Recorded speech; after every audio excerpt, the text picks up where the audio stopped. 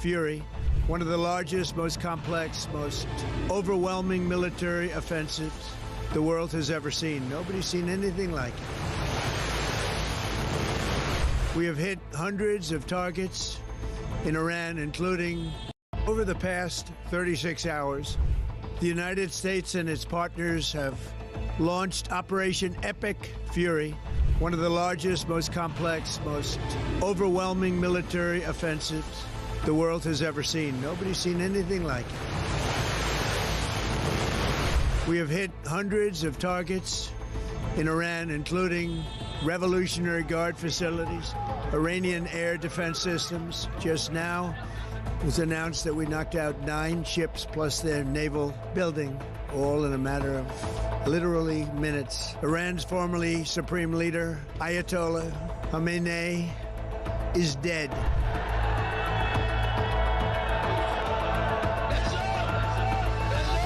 I spoke to you about the situation in the Gulf and explained that the United Kingdom was not involved in the strikes on Iran. That remains the case. The basis of our decision is the collective self-defense of long-standing friends and allies and protecting British lives. That is in accordance with international law, and we are publishing a summary of our legal advice. We are not joining these strikes, but we will continue with our defensive actions in the region. Mr Farage, would a reform government have allowed US forces to use UK air bases for offensive operations in Iran? Yes is the answer to your question. I would have said to the Americans, please do use our bases. We will be supportive of you on this. There were a series of very loud blasts in the area of Dubai that I'm based in. That's in the Marina area. It's a very touristy area, actually. Those blasts were the loudest we've heard. Across the UK, on DAB+, on YouTube, on your mobile, and on your side. This is Talk.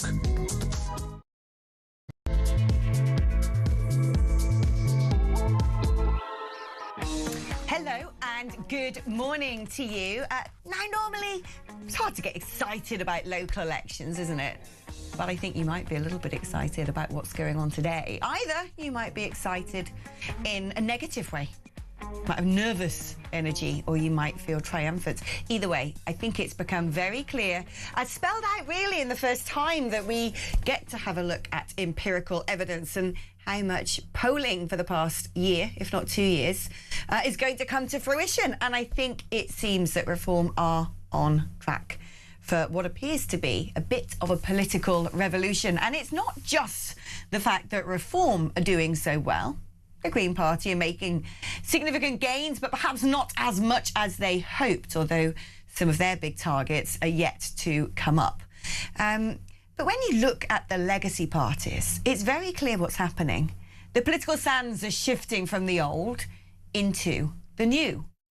And yet, of course, the idea that this is an overnight sensation with Reform UK, a flash in the pan, a protest vote, which is what they have always said, well, that just proves, doesn't it, that it is not, because they've always said it was a protest vote. They said it about UKIP 1.0. They said it about the Brexit Party. They said it about when Nigel Farage came back from Reform, that don't worry, the grown-ups will be back to run the country again soon. By grown-ups, they mean the legacy parties that have let people down abysmally.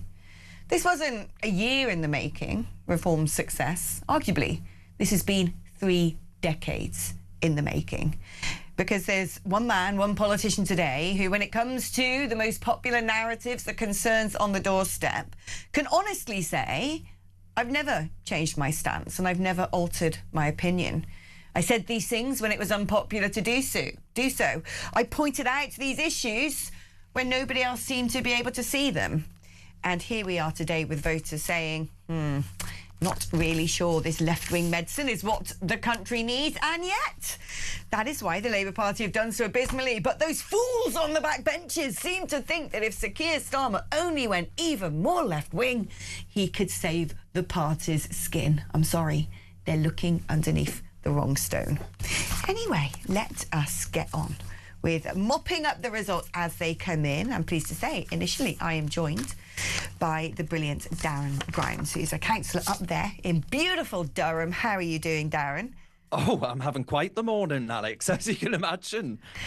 I bet you are. Now, everyone's going to start trying to water this down. Well, it's not the sweep that Reform thought it would be. Or the point is this.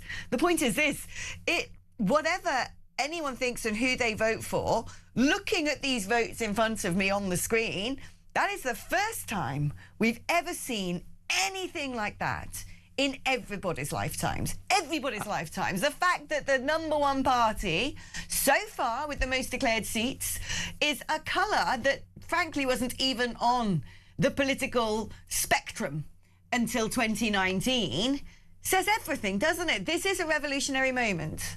It is, absolutely. I couldn't agree more. I mean, look at the way in which Lisa Nandy's own backyard in Wigan, Reform took 24 out of the 25 of the seats there. In Angela Rayner's patch, we took 7 out of 8. This is Labour getting hammered where it hurts. And actually, it's a revolution, not unlike when the Labour Party came to the fore in places like Durham for the very first time, where actually they're being rejected in the likes of later today, God willing, in Sunderland, you know, all of these places where they are overwhelmingly backing Reform UK. This isn't an SDP moment. This isn't a UKIP moment. This is a Labour Party moment of the early 1900s. This is seismic in scale, in revolutionary, actually, diversion of people's tribal allegiances over to a different political party. It's left and right is totally dead now, right? This is about common sense. This is about people saying we need to save our own country. And yeah, I think actually you can't put into perspective in living memory just how seismic this is. It's interesting actually that you compare it to the coming into power for the very first time, the Labour Party, the introduction of that party a century ago when it was brand new. And perhaps what was going on then is people were living through a revolution in terms, you know, there was a technological revolution, an industrialisation, there was a change in things even back then of the beginnings of immigration, and that we're going through a revolution again now. And perhaps what the message is to all party leaders out there is who is actually listening to the concerns of the people, because I have no doubt that when the Labour Party of old first broke through, it was because they were the people speaking the language of the men and women on the shop floor. The question is, does Sir Keir Starmer have the textbook on how to speak that language? This is what he had to say, reacting to Labour's hammering this morning. Let me be clear, these are really tough results. I'm not going to sugarcoat it. And we have lost brilliant Labour representatives, people who put so much into their communities, so much into our party and our movement. And the voters have sent a message about the pace of change, how they want their lives improved. Labour's elected to meet those challenges, and I'm not going to walk away from those challenges and plunge the country into chaos. The voters have sent a message, he said. How many more times do they need to send this message? They sent the message during the Brexit referendum. They have clamoured, they have screamed, they turn out on the streets in protests, which is what we saw after Southport. You don't really have to be a psephologist, a political genius, a sociologist, an anthropologist of a high order to understand what the people want, which is massively reduced immigration and a cut to the cost of living. Now, you and I both know what the recipe is for that. In fact, even the union leaders know what the recipe is for that. Most people know what the recipe is for that. Controlling the borders, getting rid of net zero. And yet it seems to me that the backbenchers of the Labour Party think that actually the complete opposite is going to get them out of hot water.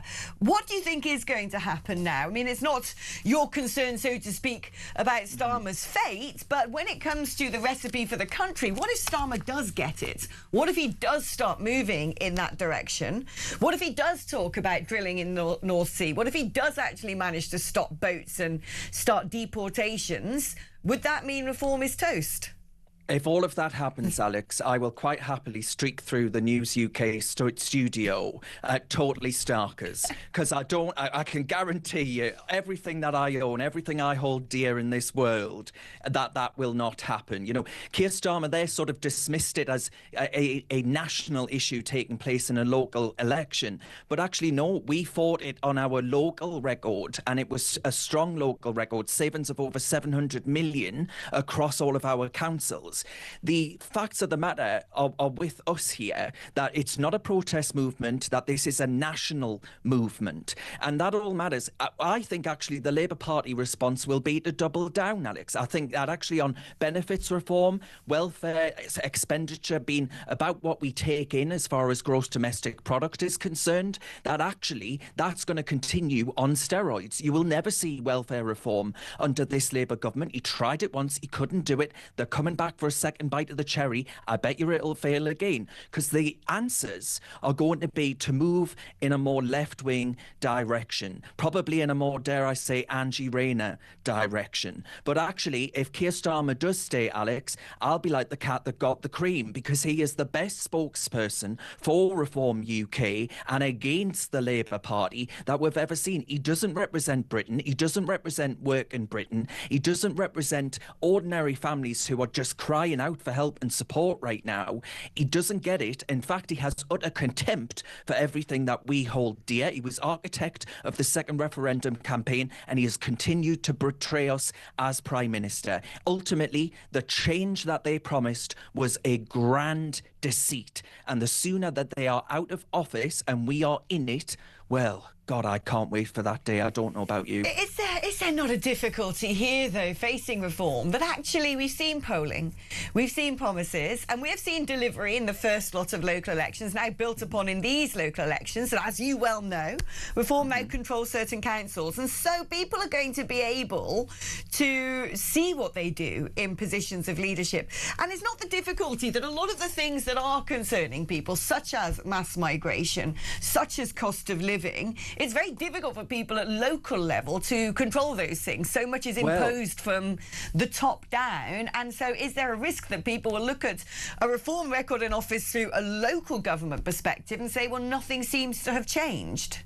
Well, I've had that put to me this morning already, Alex. And actually in Durham, for example, we have put forward a planning change to our planning regulation to actually say that HMOs, that's homes with multiple occupancy, have to go through our planning committee in order to be granted permission. Now, we ain't going to be granting permission for Labour's migrant problem to be brought up into deprived areas of County Durham, which is exactly what happens in my patch. I represent one of the most deprived areas in the country, never mind in the county. And we are used as a dumping ground, a glorified dumping ground. We will resist that in any way, shape or form possible. And every reform authority that's taken from Labour will do exactly the same. So local politics does have teeth. Local government does have levers to pull, and we will pull every single lever that's available to us in defence of what our residents want, Alex. So yeah, I agree that it has to come from national government ultimately to stop the boats and all these other pull factors, but actually being able to mitigate the repercussions on hard-pressed people in normal areas who are being absolutely pummeled because of Labour's inaction here, well, we can make change, and we will make change. The next thing I've got to ask you, though, is, and you're the best person really to ask this, because as a result of all of these seats being announced. 397 is it so far for reform. These are individuals who have not been elected before for the most part. Yes, there'll be some who have defected. Yes, there'll be other people who may have had experience standing for another political party. But I'd imagine a great number of these men and women are brand new to politics, brand new to local government. And that was you not so long ago. Yeah.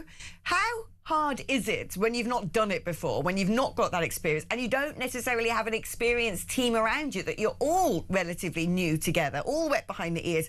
How hard is it to have an impact? Is there a sort of learning curve you have to go through?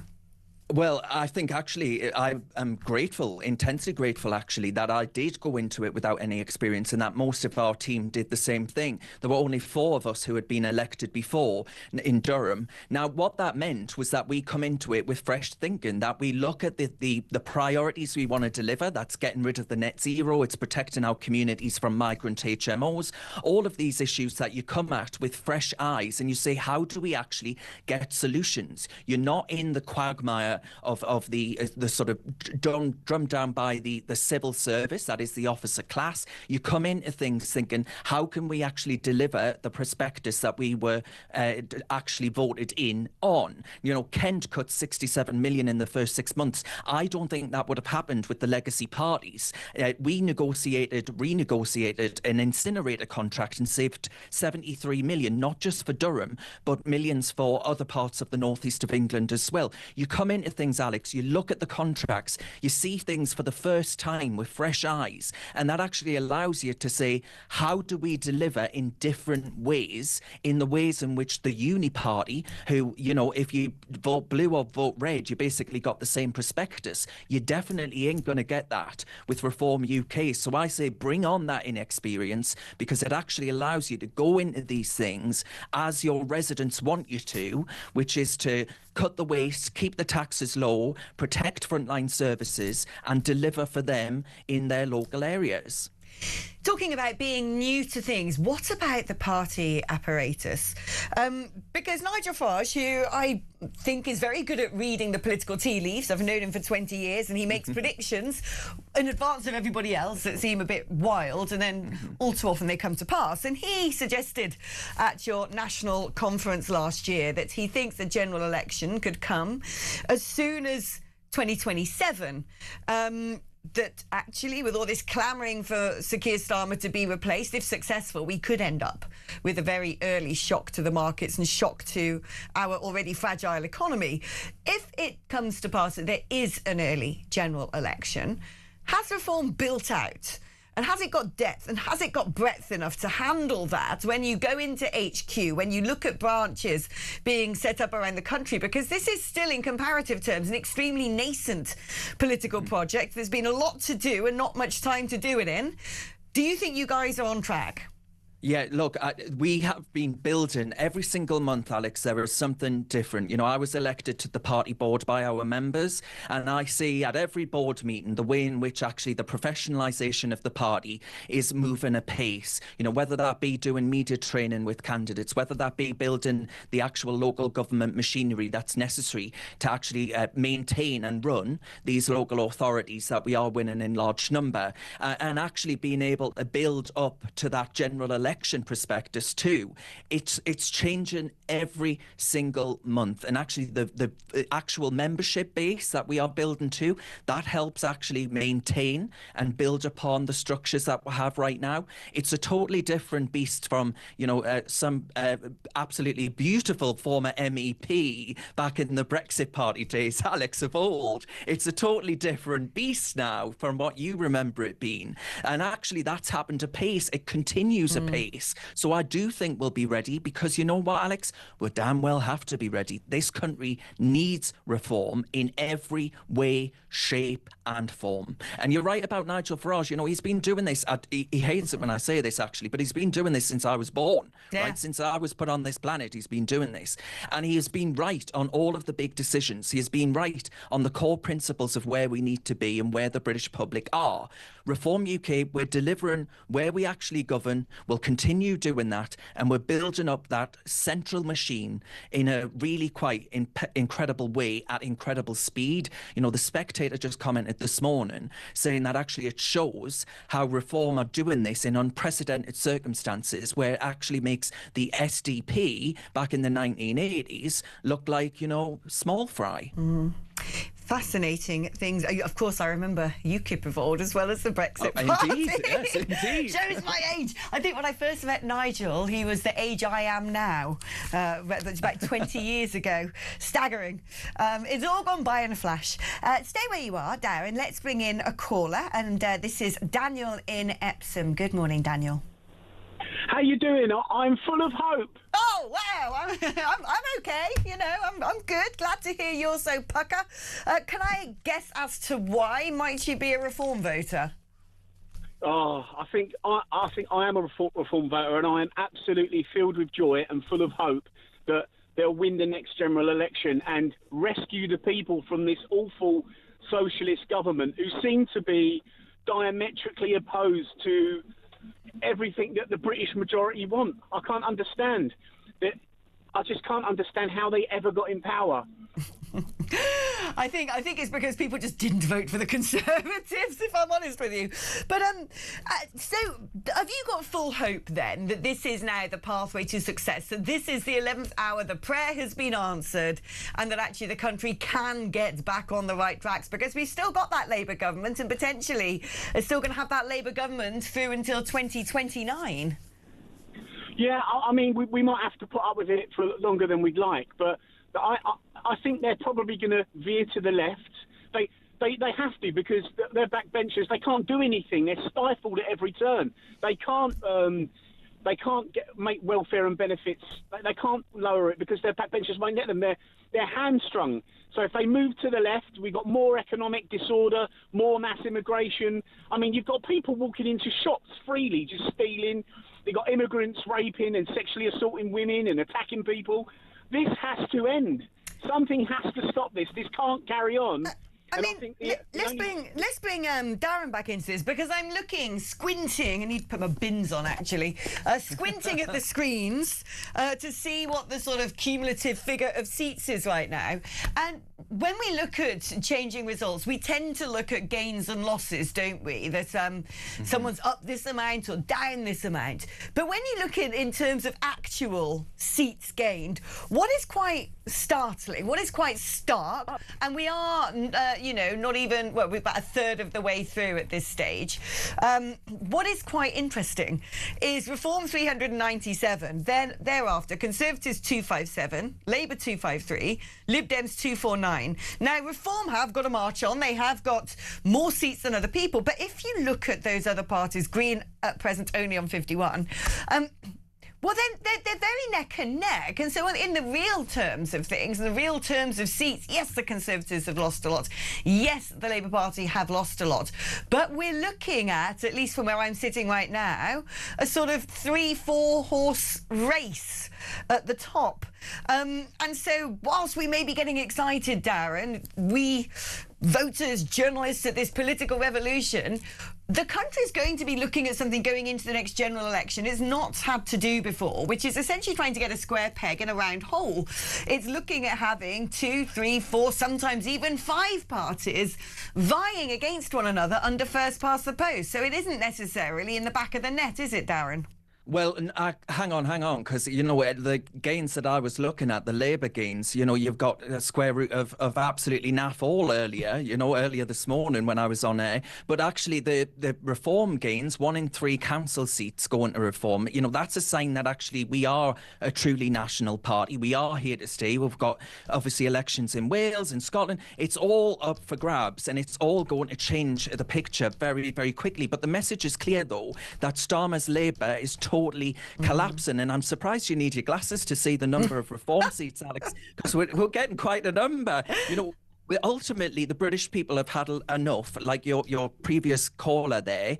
The Tories and the Labour Party, they're two cheeks of the same ugly old tired backside, and reform is the real alternative. There's going to be no deals, there's going to be no coalitions. Reform is going to fight for Britain, full stop, teeth and nail. And that actually means that come that next general election, I think people are going to look at the utter chaos of the Green Party, which, as you've mentioned, winning some elections, and they're going to say, I'm not going to vote for this absolutely nutty. I was listening to another news channel earlier that I shan't name. How dare you? A lesser one, I know. And the Green Party candidate, Alex, was speaking in a foreign language. And I thought, goodness gracious me. It's all right. I have that story printed out, ready to discuss a bit later.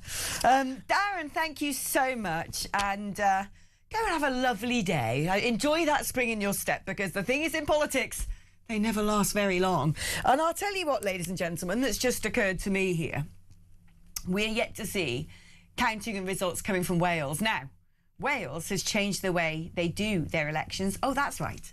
They've moved to PR, haven't they? Because this is what the left wing do. They suddenly realise they can't win under first past the post, so they change the rules of the game, and then they build coalitions, and then they say this is going to be the no to reform vote, the keep the right wing out vote. Are they going to pull that trick before the next general election? Mark my words. Save this little moment that I'm saying here, because I'm pretty sure they will. Votes to 16-year-olds, PR, all eyes on Wales, because Scotland is still running under first past the post. But Wales have completely shaken up their system, which is, to me, the dying calls of a failing party desperately trying to save its own skin. So it'll be interesting to see how those results translate. OK, we're taking a short break now, but you know where to come back to, because there's a lot more to come. The results are still pouring in, and I have a feeling there'll be bigger headlines and bigger surprises yet in store. That's after this.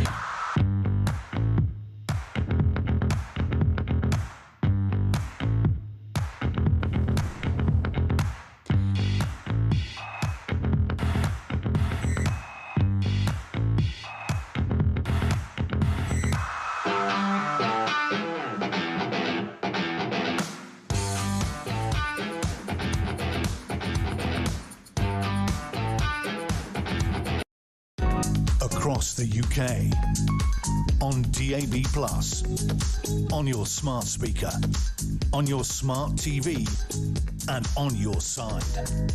This is Talk. Hello and welcome back on what looks set to be a historic election. We don't normally get too excited about local elections, but what we are seeing emerge now is the concretisation, the manifestation of what people have been suggesting for a while, which is that the old two-party political system of the United Kingdom is done, is toast, is cooked, is cut up, is hang-drawn and quartered. Certainly, if you look at these results, it appears to be true that no more do people think there's a binary choice between the Conservative Party and the Labour Party. And we've had entryist parties before, but normally it doesn't always translate at the ballot box. Polling is normally slightly different to when people go and actually mark their voting sheets and think, oh, I've always voted this way, so maybe I still will. Not this time. We are looking at huge changes. But let's drill down into that. What are these huge changes? How are people voting differently to how they voted before? Who are they? And also, are changes in our political systems going to have an impact on future results? What will the Labour Party do next to try and cling to power? Well, let's speak to Louis Aguerin, who's a senior associate at More in Common. It's great to have you on the show, Louis. First of all, let's talk in the language of sort of political analysis and talk about political tribes here, because I was having a little look, and More in Common have looked into who are the voting blocs now, how are they moving, and how have their voting patterns and their tastes changed. As you see these results come in, what is your interpretation? Who's voting what way, and how is that different to before to realise such a big change in politics? Yeah, I mean, the big story of the results so far is, of course, that kind of historic collapse in support for both main parties, particularly Labour at this election. But with both parties, what we're seeing is this kind of almost gravitational pull away from the two traditional parties towards the Greens and Reform. I think what's really interesting is that it's getting harder and harder to define this as a left-right split. It's hard to say that the public is moving one way or the other. Actually, people are just giving up on the status quo and going in different directions. So interestingly, Reform have seen the biggest gains so far, of course, but actually interesting when you look at Green vote share, for example, it spans across areas where Labour have done really well in the past and also areas where Labour haven't historically done particularly well. We're seeing big Green gains in parts of Essex, for example, that have traditionally been Conservative strongholds. So what we're seeing is the people voting for the Greens then? If we're looking at political tribes, I've got some idea of who's voting for Reform UK, having been a Brexit Party MEP. By and large, the cohort tend to be the native-born populations, slightly older, not the wealthiest in society, alarm clock Britain, so to speak, to coin a phrase of Nigel Farage. Does it stand to reason as well, then, that the Green Party support tends to be coming from a more metropolitan base, from a younger cohort of voters, those who perhaps are more affluent? I think on the first two counts, absolutely. What we are seeing is that the Green Party do tend to be younger, do tend to be more urban. Actually, interestingly, since Zach Bielanski took over as leader, we've seen the average age of Green voters decrease as he's kind of really cemented that support among young voters. But actually, that third point about affluence, interestingly, Green Party voters are far more likely than average to say that they struggle to make ends meet. And that's something they tend to share with Reform voters, this feeling that they're kind of struggling, that the social contract might not work, that actually hard work doesn't quite pay off. We actually hear very similar things from Green voters and Reform voters in focus groups. So there's actually some overlap in what's pushing them away from the political mainstream. Let's talk now about voting systems, because we are yet to see what goes on in Wales. And I wonder, when it comes to the Senedd, that if it stayed under its previous system,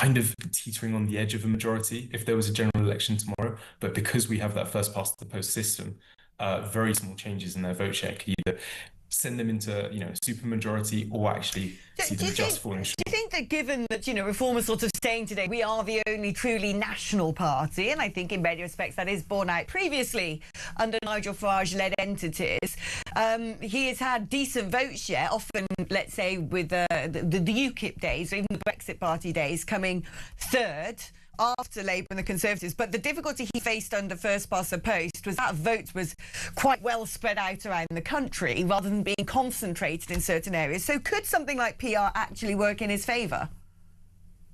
It's a really interesting question. I think actually Reform UK has reached a point now where first past the post could be working in their favour. They've kind of passed that tipping point where they're reaching a vote share where actually they start to get that boost from having a well-distributed vote share. On the national spread of Reform, I think what's really interesting and what we're seeing on this election is the fact that they are spreading nationally in a way that they weren't previously, or that Nigel Farage's parties weren't previously. For the first time, we're set to see them break through north of the border in Scotland, to do very well in Wales, and of course, as we're already seeing, to make gains in the outer boroughs of London as well. Louis, thank you so much for coming on the show. Thank you for your brilliant analysis as well. What are your thoughts on these election results? I'm surprised the BBC aren't showing repeats of the test card instead of reporting on Reform's success. Someone's messaged me. Well, there might be some crying journalists, I'd imagine, inside that Westminster bubble. Hi, Alex. In 2009, New Labour said they would rub our noses in multiculturalism. Well, today, the country has blown its nose into Keir Starmer's Kleenex, says Steve from Ipswich. If you want to join the conversation, the number is 03444991000, normal network rate. You can make a call and Kieran will take down your details and we'll give you a call back as and when the ideal time comes to pass. You can also use that number to send me a WhatsApp message or leave me a voice note on WhatsApp. 8722 is the number to send me a text message right to a talk before you text. We're back just after this.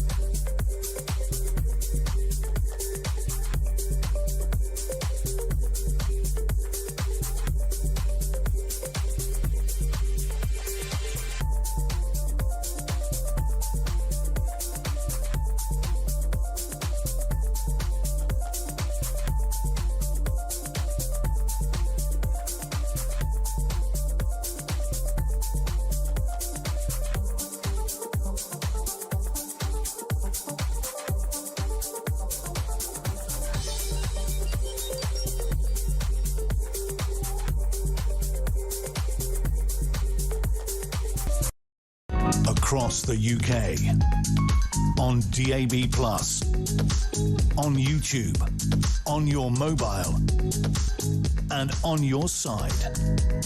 This is Talk. Hello and welcome back to the show. Now, a difficult morning for the Prime Minister and lessons to be learned, some might say, of the Labour Party. But are they going to learn the necessary lessons? Well, let's speak now to Richard Power-Said, former Labour Party official between 2018 and 2021 and author of 1997, The Future That Never Happened, a history of New Labour. Richard, great to have you on the programme. We knew that this was going to be a difficult day for Labour.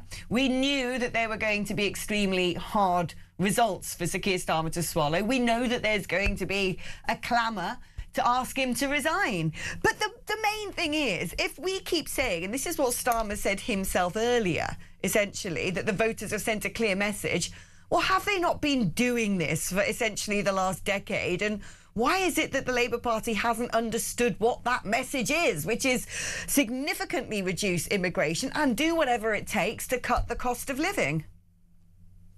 Well, I'd agree with you on the cost of living, Alex.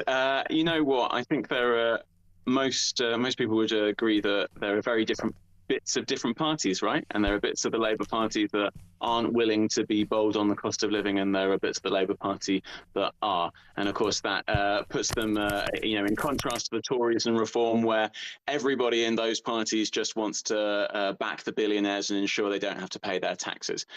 In the Labour Party, there are people who want to make sure that we bring people's bills down. We can do that by nationalising the water companies, nationalising gas and the grid. That would be a way of bringing down bills by hundreds of pounds relatively quickly. There are people in the Labour Party who want to do that. I hope that they're in power soon.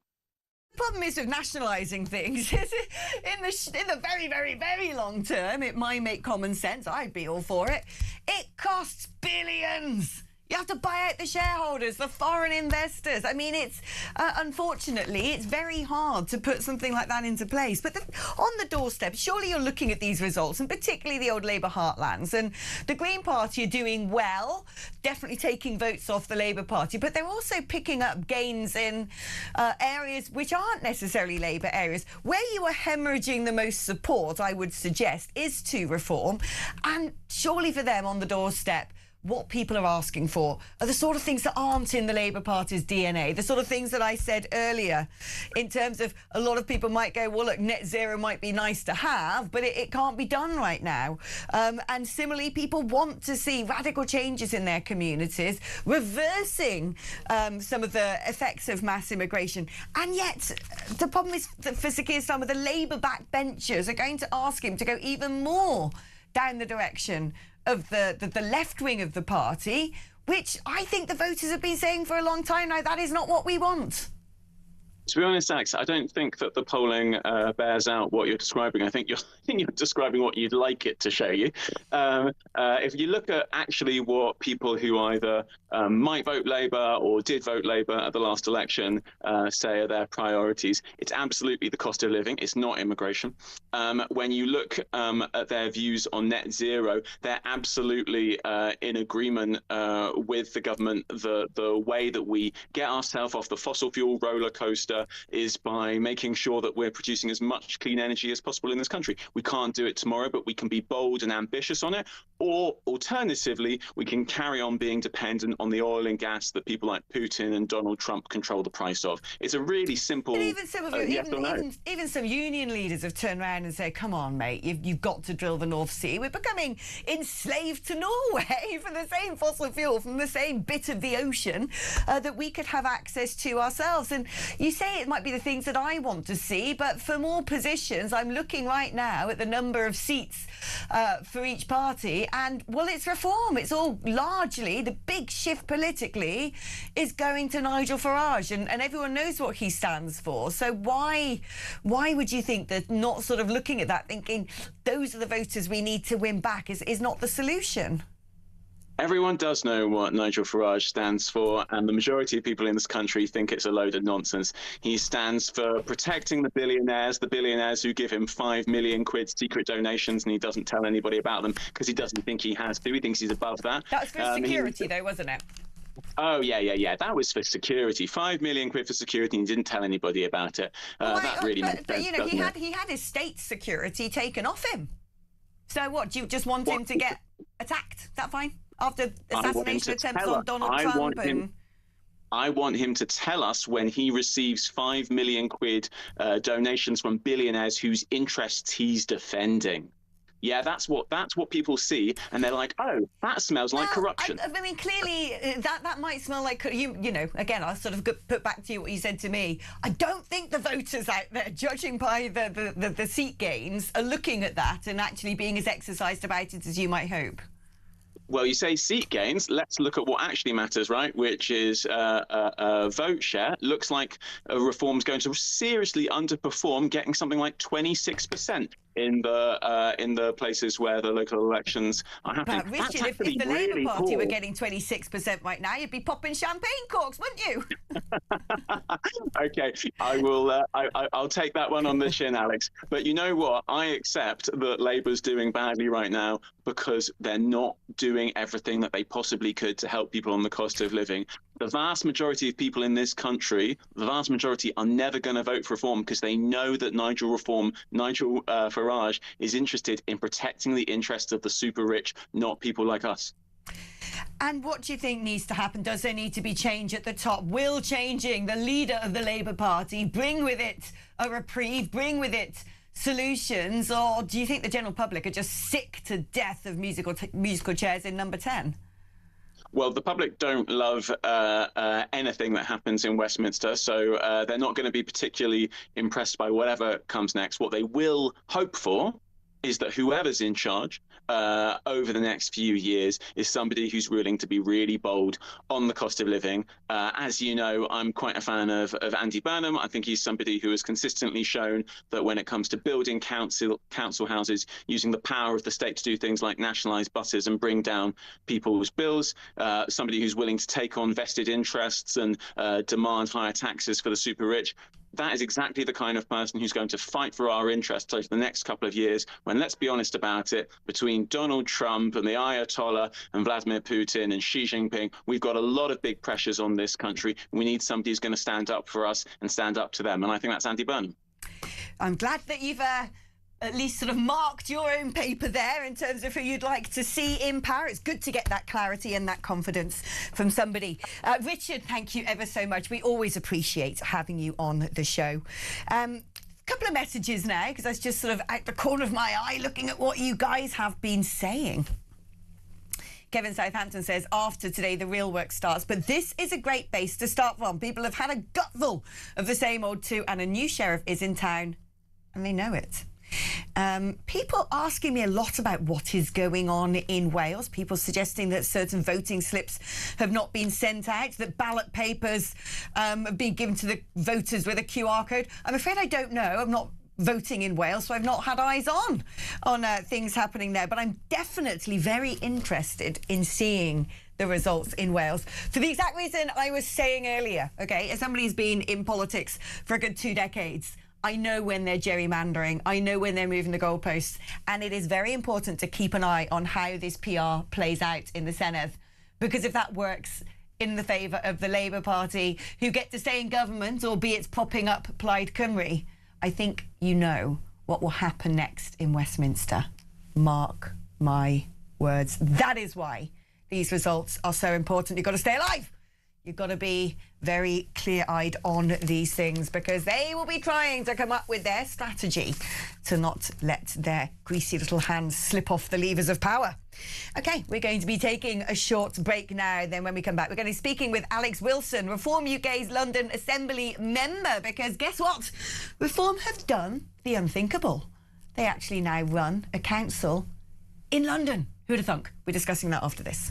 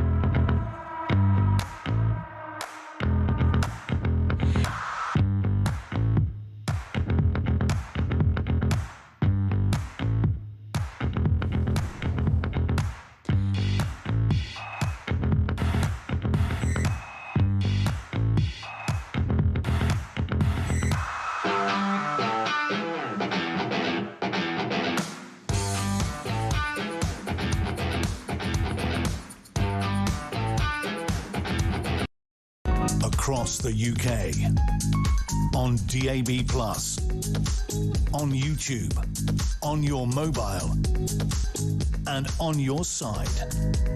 This is Talk. Hello, and thank you for being here. And please do stay here, because we are going to really scrutinise these results as they come in a way that nobody else is doing. Because I was just saying to lovely Ted, my producer, why is no one talking about the big PR change in Wales and how significant that's going to be? This is probably one of the most crucial narratives of today. The way that parties who are in power can play games with the way that we vote in order to try and stay in power, such as giving votes to 16-year-olds, changing to a PR-based system, and we are seeing that play out in real time. Perhaps they also thought, when it came to devolution and the Labour Party keeping control of the Senedd in Wales, or the left wing being in charge up in Holyrood, although it looks to me Labour are not really going to have much of a say in either. Wales will be the interesting one, of course. But when it comes to the London Assembly, and, well, we had Boris Johnson, but by and large it's been a bit of a Labour Party fiefdom. Perhaps they thought that the more they extended London out, the more they took former councils from the counties and brought them into the orbit of London, the more likely they would then become Labour's possession as well. Well, if they thought that, perhaps they thunk wrong, because Reform UK have taken Havering, which once upon a time was not part of Greater London. Today it is. And so Reform can say that we have not just made some gains, we're not just getting support in the nation's capital, we're running some stuff as well. Now, who better to speak to about all of this than Alex Wilson, who is Reform UK London Assembly member. I mean, Alex, it's true, isn't it, that when it comes to Nigel Farage-led parties, of which I've had much experience in my previous lives, winning in big cities is blimmin' difficult. And London always felt like a bit of a no-go zone for sort of the Brexit vote and the right-wing vote. And yet, Havering. Talk to me about the significance of this and where else we should be keeping eyes on in London. Oh, it's absolutely massive. So, as you say, London has traditionally been a bit more of a challenge for Nigel's parties than elsewhere in the country. And if you roll back the clock to 2014, when UKIP was at its peak, they only won 12 council seats in those local elections in London across the whole of London. And now, as you rightly point out, we have taken outright control with a very comfortable majority, our first London borough, that of Havering. And it's massive, absolutely massive for us. It shows that we can win in London, and it sets things up nicely for the next 2 years as we roll forwards towards the London mayor election, when we will be putting a very strong challenge indeed up to Sadiq Khan, because his record on housing, on crime, on transport, all absolutely shambolic. And in Lady Cullingham, we have a fantastic candidate to really push to challenge him for that. But I would love to take this opportunity to pay tribute to Nigel, because the work that he's put in over the years, the persistence, the continued kind of drive and determination and the energy. I mean, on this campaign alone, across the country, he did 71 different campaign visits, which is more than Kemi Badenoch and Keir Starmer put together. And he's still got that drive, energy, determination more than ever. And that's brilliant. What we also have now with Reform, which we didn't have at the time of the general election, we have a really thriving membership and branch structure, the People's Army. We're on the march.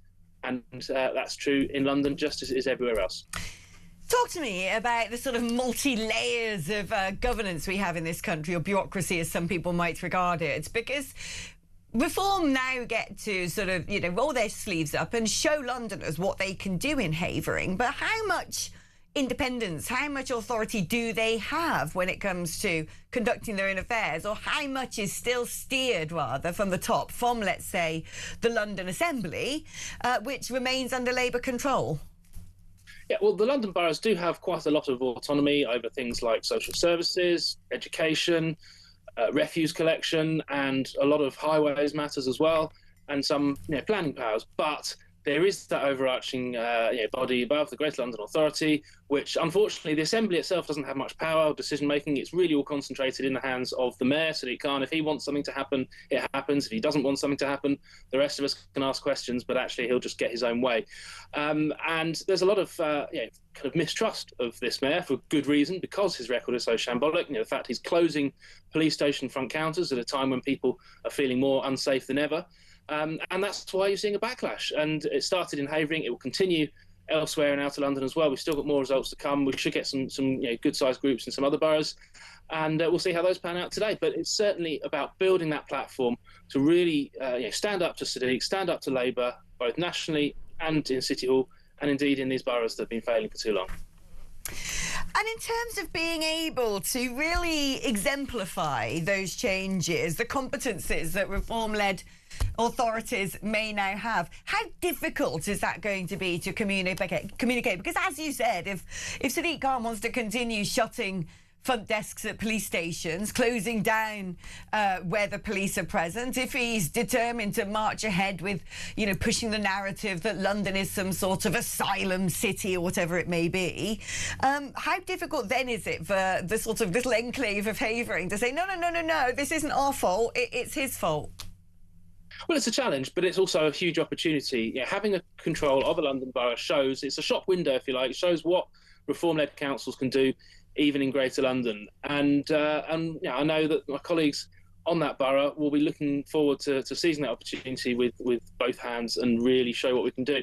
And we've already shown in the county councils that we won control of last year, the average council tax rise of our councils is less than any other party. We're showing that we can deliver value for money. We've identified about £700 million worth of savings across those councils in the last year alone. And that's the same kind of mindset that we want to bring to the new councils that we're taking control of today. So it's about spending your money wisely, treating taxpayers' money as if it was our own. So we're not wanting to waste a single penny.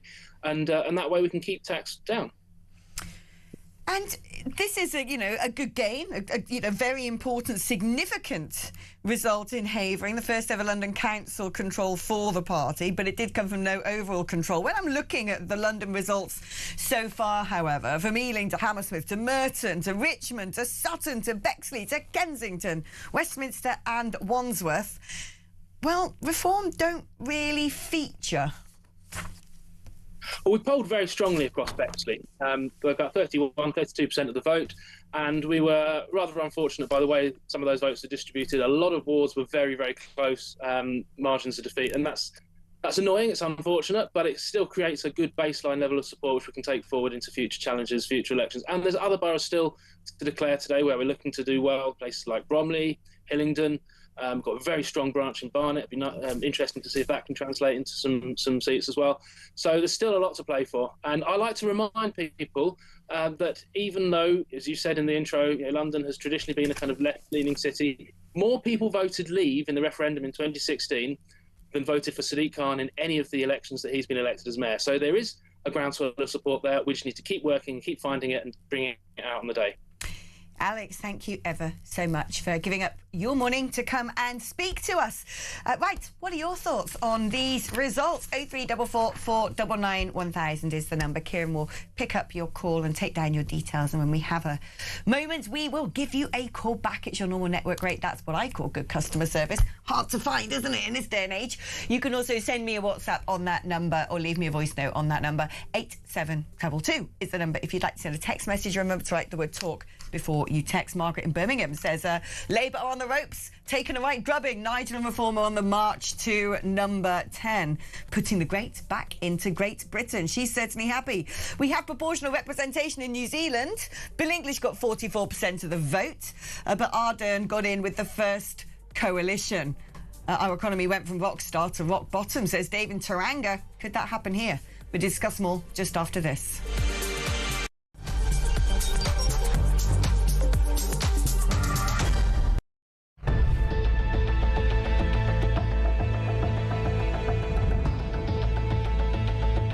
Over the past 36 hours, the United States and its partners have launched Operation Epic Fury, one of the largest, most complex, most overwhelming military offensives the world has ever seen. Nobody's seen anything like it. We have hit hundreds of targets in Iran, including Revolutionary Guard facilities, Iranian air defense systems. Just now, it was announced that we knocked out 9 ships plus their naval building, all in a matter of literally minutes. Iran's formerly supreme leader, Ayatollah Khamenei, is dead.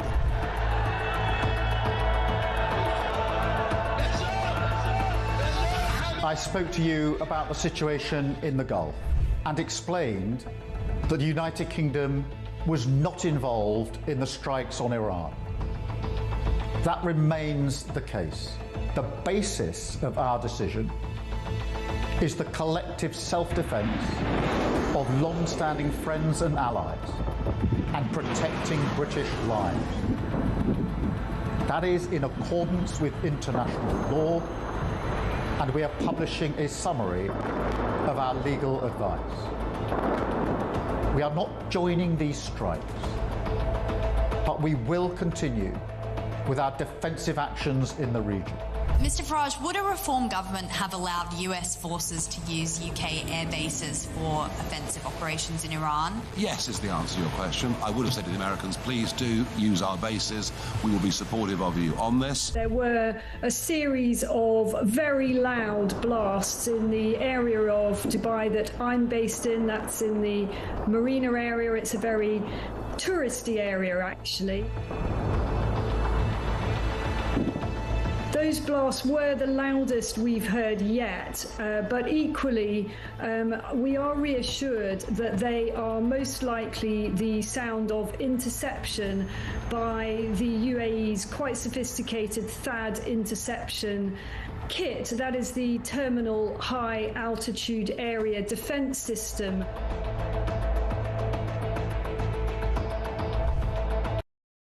Across the UK, on DAB+, on YouTube, on your mobile, and on your side.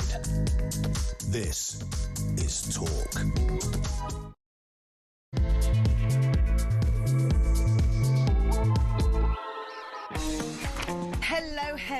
Hello. What a fascinating day it is today. I'm watching these results come in and watching the numbers change on a regular basis. Reform now have 400, big nice round number for them, English councillors. Conservatives 256, Labour 253, Liberal Democrats 249, the Greens 53, and Independents on 20. Definitely a good day for reform, but I think very tellingly when you look at those other political parties, well, they're sort of bunched together. I think we can certainly today say with absolute conviction that without a doubt the bipartisan system is dead and buried. But how is this going to translate if this were a general election? What are the big top lines we should be taking from the results as they come in? Is it a day for cautious celebration? Should we find out what one of the most erudite, learned, sagacious, brilliant political analysts this country's ever produced has to think? Well, we haven't got him, but we do have Kevin O'Sullivan. Right, Kev? Yeah, you're scraping the barrel here, Alex. Couldn't you get any better guests? Oh, no, I just thought we'd have a bit of fun with this because I miss you.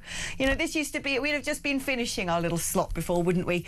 Anyway, I mean, this is a, whether you love reform, love the Greens, hate the Greens, wish that Margaret Thatcher was resurrected from her coffin. This is, well, whatever way you look at it, it is a huge change in British politics. It's extraordinary. It's looking as if Labour will end up losing 87% of their council seats. If that is not a seismic sea change in British politics, I don't know what is. It's probably the first time ever that the local elections have been quite so extraordinarily significant. Something happened today. But I think it's plunged us into a kind of crisis because, you know, the backdrop to this is, by the way, in case you've forgotten, we've got 3 more years of this Labour government unless something happens to finally tip them out of power, which is unlikely. And we've got this very weird guy who's our Prime Minister, who's making statements today to say, oh, you know, I take full responsibility and I'm going to carry on. You know, I get the message. We are in the hands of someone who I think is losing his mind. I really, really do. Oh, poor Sir Keir. But the thing is, you know, actually it's really interesting. Will he be able to hold off a general election or a leadership contest? He seems to have very much taken the Blair route in all of this, the mea culpa, I take full responsibility, but getting rid of me now will just plunge us greater into despair, which I tend to agree with. But he also said... He said the voters have sent us a clear message. Have they not been doing that for 10 years? Why is he still not listening? You and I could easily... I mean, we don't have to be brains of Britain, do we? We're not sort of, you know, Disraelis of our generation. And yet we could quite easily go to Starmer and go, do you know what, son? If you dealt with this immigration thing, if you cut benefits, and if you stopped net zero... you're home and dry. I don't understand when it's so blimmin' obvious how to the Labour Party they seem to think the solution is the exact opposite. I think that this Labour Party, I'm talking about Keir Starmer, I'm probably being unfair to single him out. I think this Labour Party, reeling by the rejection of the people of this country, have gone corporately insane. So what is their reaction today to this message that the people are sending? The people are sending a message. We don't want your net zero claptrap. It's making us colder and poorer. We want you to stop the migrants coming over. We want you to do something about it. We want cost of living reforms. We don't want your policies. And what have Labour done today? They've announced that they're going to double down on all the policies that the people of Britain have so deafeningly rejected today. We're going to be a bit more easy on the migrants. We're going to stop the crackdown. We're going to double down on net zero. All the policies that the people of this country are rejecting. Labour's response is, let's go harder with them. It's extraordinary. They are mad. They are mad. How on earth can they see this result and say, I know what we've got to do. We've got to do more of what the people clearly don't want. What on earth is going on? Well, shall we have a listen to the new best-selling record of the leader, the lead singer, the charismatic frontman of that particular band? Here he is. Let me be clear, these are really tough results. I'm not going to sugarcoat it. And we have lost brilliant Labour representatives, people who put so much into their communities, so much into our party and our movement. And the voters have sent a message about the pace of change, how they want their lives improved. Labour's elected to meet those challenges, and I'm not going to walk away from those challenges and plunge the country into chaos. Plunge the country into chaos, as in the future tense? Interesting. He's already done that. He's already done that. That's the point. He over 2 disastrous years has turned this country into chaos central. It is absolutely dysfunctional. Nothing is happening. All their policies are wrong. Every time they announce something, they U-turn it in about a month's time. This guy Starmer is a catastrophe. His party are complete losers, and yet they are our government. So whilst it's encouraging to see that the people of Britain recognise this and they're going for a new kind of politics, what worries me is what the hell is going to happen in the next 3 years, because I don't think it's going to be a very comfortable ride. I don't think it is. I think they're going to become socialists on steroids to get as much done as they can. And like I said, they're going to mess with the voting system. That I am certain of. That is what is coming down the tracks. But let's have a little look at Nigel Farage, who is the big winner of today. He's got a big Cheshire Cat grin on his face. Shall we have a little peek? It's our first win of a borough in London. And that in some ways goes against the trend, because the pattern that's emerging over the country is that Labour are being wiped out by reform in many of their most traditional areas. And what you're going to see later on today is the Conservative Party being wiped out in their heartlands like Essex. So London goes a bit against the trend in that the Conservatives and Labour have held up in some of the other boroughs. But I think overall what's happened is a truly historic shift in British politics. We've been so used to thinking about politics in terms of left and right. And yet what Reform are able to do is to win in areas that have always been Conservative, but equally, we're proving in a big way, we can win in areas that Labour have dominated, frankly, since the end of World War I. He's actually looking very sanguine, isn't he, Kev? It's sort of, you know, that you can see that he is regarding these results today as a stepping stone on the path to actually having to run the country.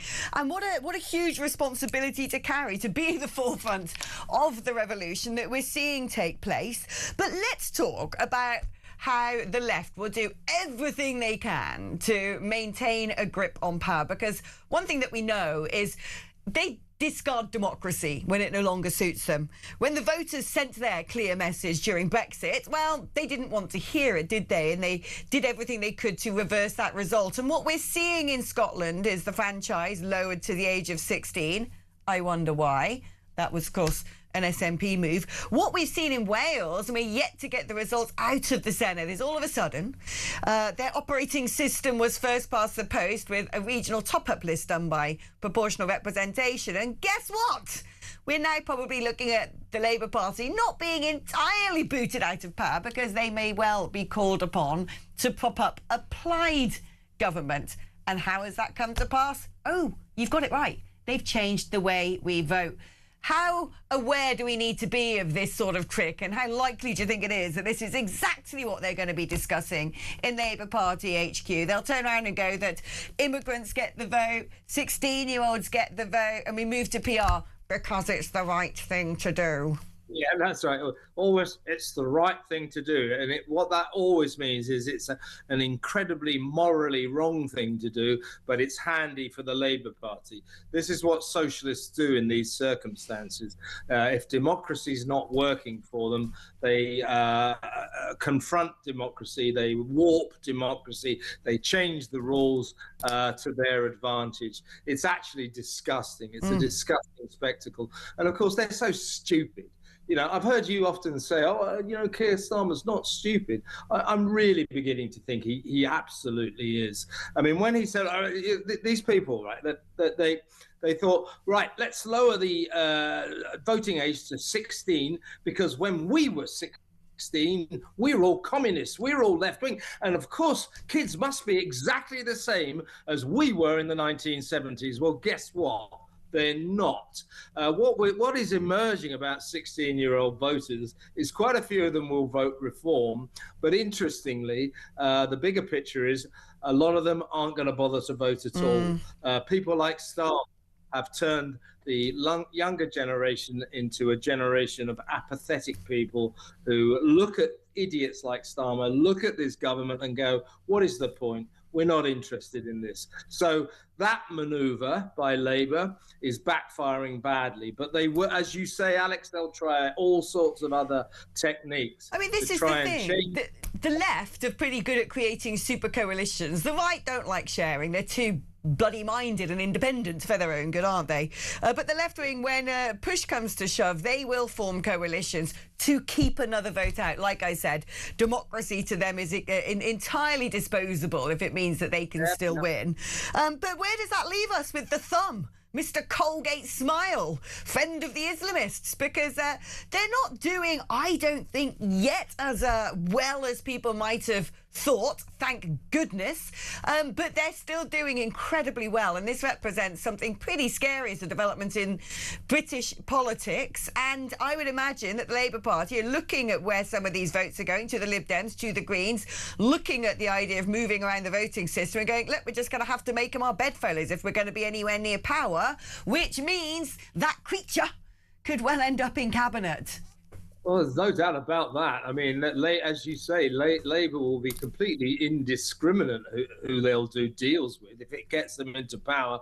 You know, here's Zach Palansky, your new Home Secretary. Forget it, seriously. Now, the one scintilla of good news that I think we can take from these results, these local election results, as they're emerging now, is this: that the Greens aren't doing as well as was predicted. But you're quite right, Alex. They're still doing worryingly well compared to previous elections. I mean, what they're achieving is phenomenal, but they're not doing as well as they'd hoped. Zach Palansky will not be doing cartwheels right now. He won't be dancing on the stage with any people in bondage gear for some time to come. So these are not good results for Green. They're not as good as they'd hoped. And what I how I interpret that is this, that in the end, the British people are sensible. That's why they're rejecting Labour, because they're thinking this party, this government is not sensible. Its policies are mad. Its policies are making us poorer. They're making our lives worse. So they're rejecting them. Now, I think when they look at the Greens, there is a portion of our society that will go, oh, this guy Zach Polanski with the lousy teeth, he's going to offer me everything I want. Oh, I like taking heroin. He's going to make it legal. Oh, he's going to put me in a free house. Oh, migrants are going to get free houses. Oh, that's what I like. I used to like that when I was at school, all this kind of crap, right? So there are these people who are, what Zelensky sort of says to them is, what would be your favorite Christmas present? What can I get you for Christmas? And then he said, I'm going to get you that. I promise you I will get you that. I said, oh, we'll vote for that. So what you've got, the people following the Greens, not all of them, of course, but most of them are political morons, you know, who are just attracted to this guy who says things like you and I probably said to our parents when we were 13 years old to shock them. That's what he reminds me of. They're narcissists, that basically. The people who vote that way are narcissists. They just want to be the whole big I am, look at me, on the side of the poor, oppressed. They don't care that open borders and fully legalising drugs and prostitution would make us the people trafficking capital of the world. No, who needs to worry about that? Yeah, but exactly. So there's a mixture of morons who just think, oh, Zach's going to give me everything I want. It's going to be Christmas every day, and also middle-class virtue signalers, Guardian readers who want open borders. However, my point is that there are signs today that the sensible British public are looking at this guy Polanski. They're looking at the Green Party and going, no, I don't think so.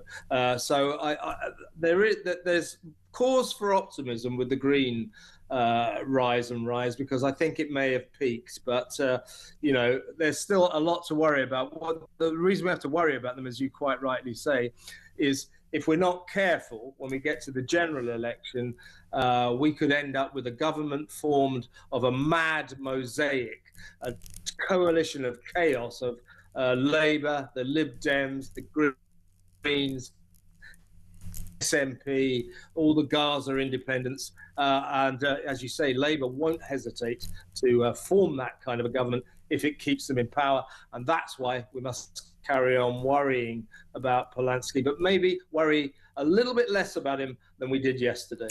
Oh, we have to wait and see what goes on in some of these big conurbations who are yet to return their votes. But I live in a borough. I live in Camden, and it looks like, thank God, we are going to fend off the Greens. I never thought I'd say this. I'm so relieved that I live in a borough that is going to stay Labour. That's how bad the Greens are. Look at you, Mr. Hip. You're basically a leftist living in Camden. All right, Kev, you go enjoy your left-wing friends there. You go have your own little coalition of chaos. And Kev, of course, will give you the exciting results as they come out a bit later on today, because we're not really going to hear, I don't think, the declarations from places like the Senedd until much later this evening when Kev himself will be on air. So you've got to stay tuned, because this is a story that is still unfolding. Some pretty strident headlines so far, though. We have reform on 402 council seats, Conservatives 257, Labour 254, Liberal Democrats 249. Like I said, yes, reform streaking ahead, but how interestingly close together, how bunched are the other parties, and how would that fare in a general election? What would that leave? And of course, what you've got to remember is this is only about 20% of the country voting. This is not an entirely national picture either. So we've got to really unpick the details, the psephology of this to understand how this is going to translate. And I think that some of the biggest headlines are going to come out of Scotland and are going to come out of Wales, and of course big cities such as Birmingham. Well, after the break, we're going to be taking a little peek under the bonnet of Holyrood and having a look at what might go on there and how it's happened. We're going to be joined by former Alba Party ex-SNP MP Neil Hanvey just after this.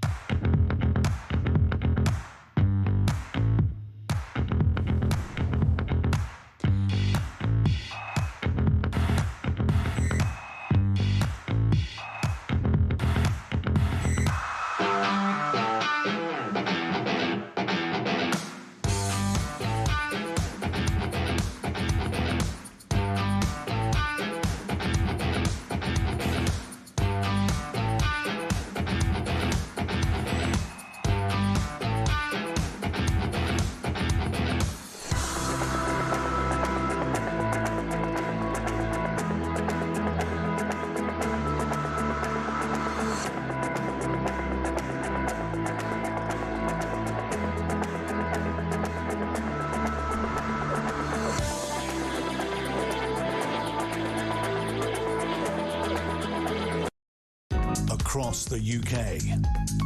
On DAB+, on YouTube, on your mobile, and on your side. This is Talk. Hello and welcome back to the show on what is a pretty historic day, politically speaking. Yes, it's local elections, and yes, I know that we don't all trip out of bed usually with local elections and go, this is the most exciting day of my life. But actually, politically, this is a moment to be put down in history. This is the moment that actually we're seeing concretised empirically in terms of through voting results, quite how the times are changing electorally. But what about Scotland? What is going to go on there? Is it going to be change at the top or more of the same? Let's speak now to Neil Hanvey, former Alba Party MP and ex-SNP. Neil, all the projections in Scotland seem to be that SNP will stay in control up there. But how much of a slog is this? Because it's fair to say that the SNP have had a bit of a tumultuous time over the last couple of years with changes in leadership. And yet they seem to have managed to manoeuvre in order to not be booted out of power. Yeah, well, I think the malaise in politics generally is the same up here as it is down south. And, you know, many people, including myself, have no idea who to vote for. So they look for the least worst candidate rather than the one that inspires them. You know, if you flip back in time to 2011 and the Scottish parliamentary election there, you know, people were enthused to vote for Alex as First Minister, which was on the ballot paper on the regional list, because of the team record and vision that he delivered.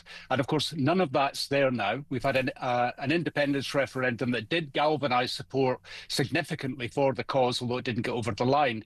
And now people are hoping against hope that the SNP will actually come good on their promise. And I have to say, you know, certainly my experience at the centre of the party is that, you know, there's absolutely no appetite and no plan to deliver independence. So if by some miracle they do form a majority government, then I still don't think that they will be pushing for independence. And I think it really is a case of that people are voting for them because they just hope that they might do something. But there's been a catalogue of errors.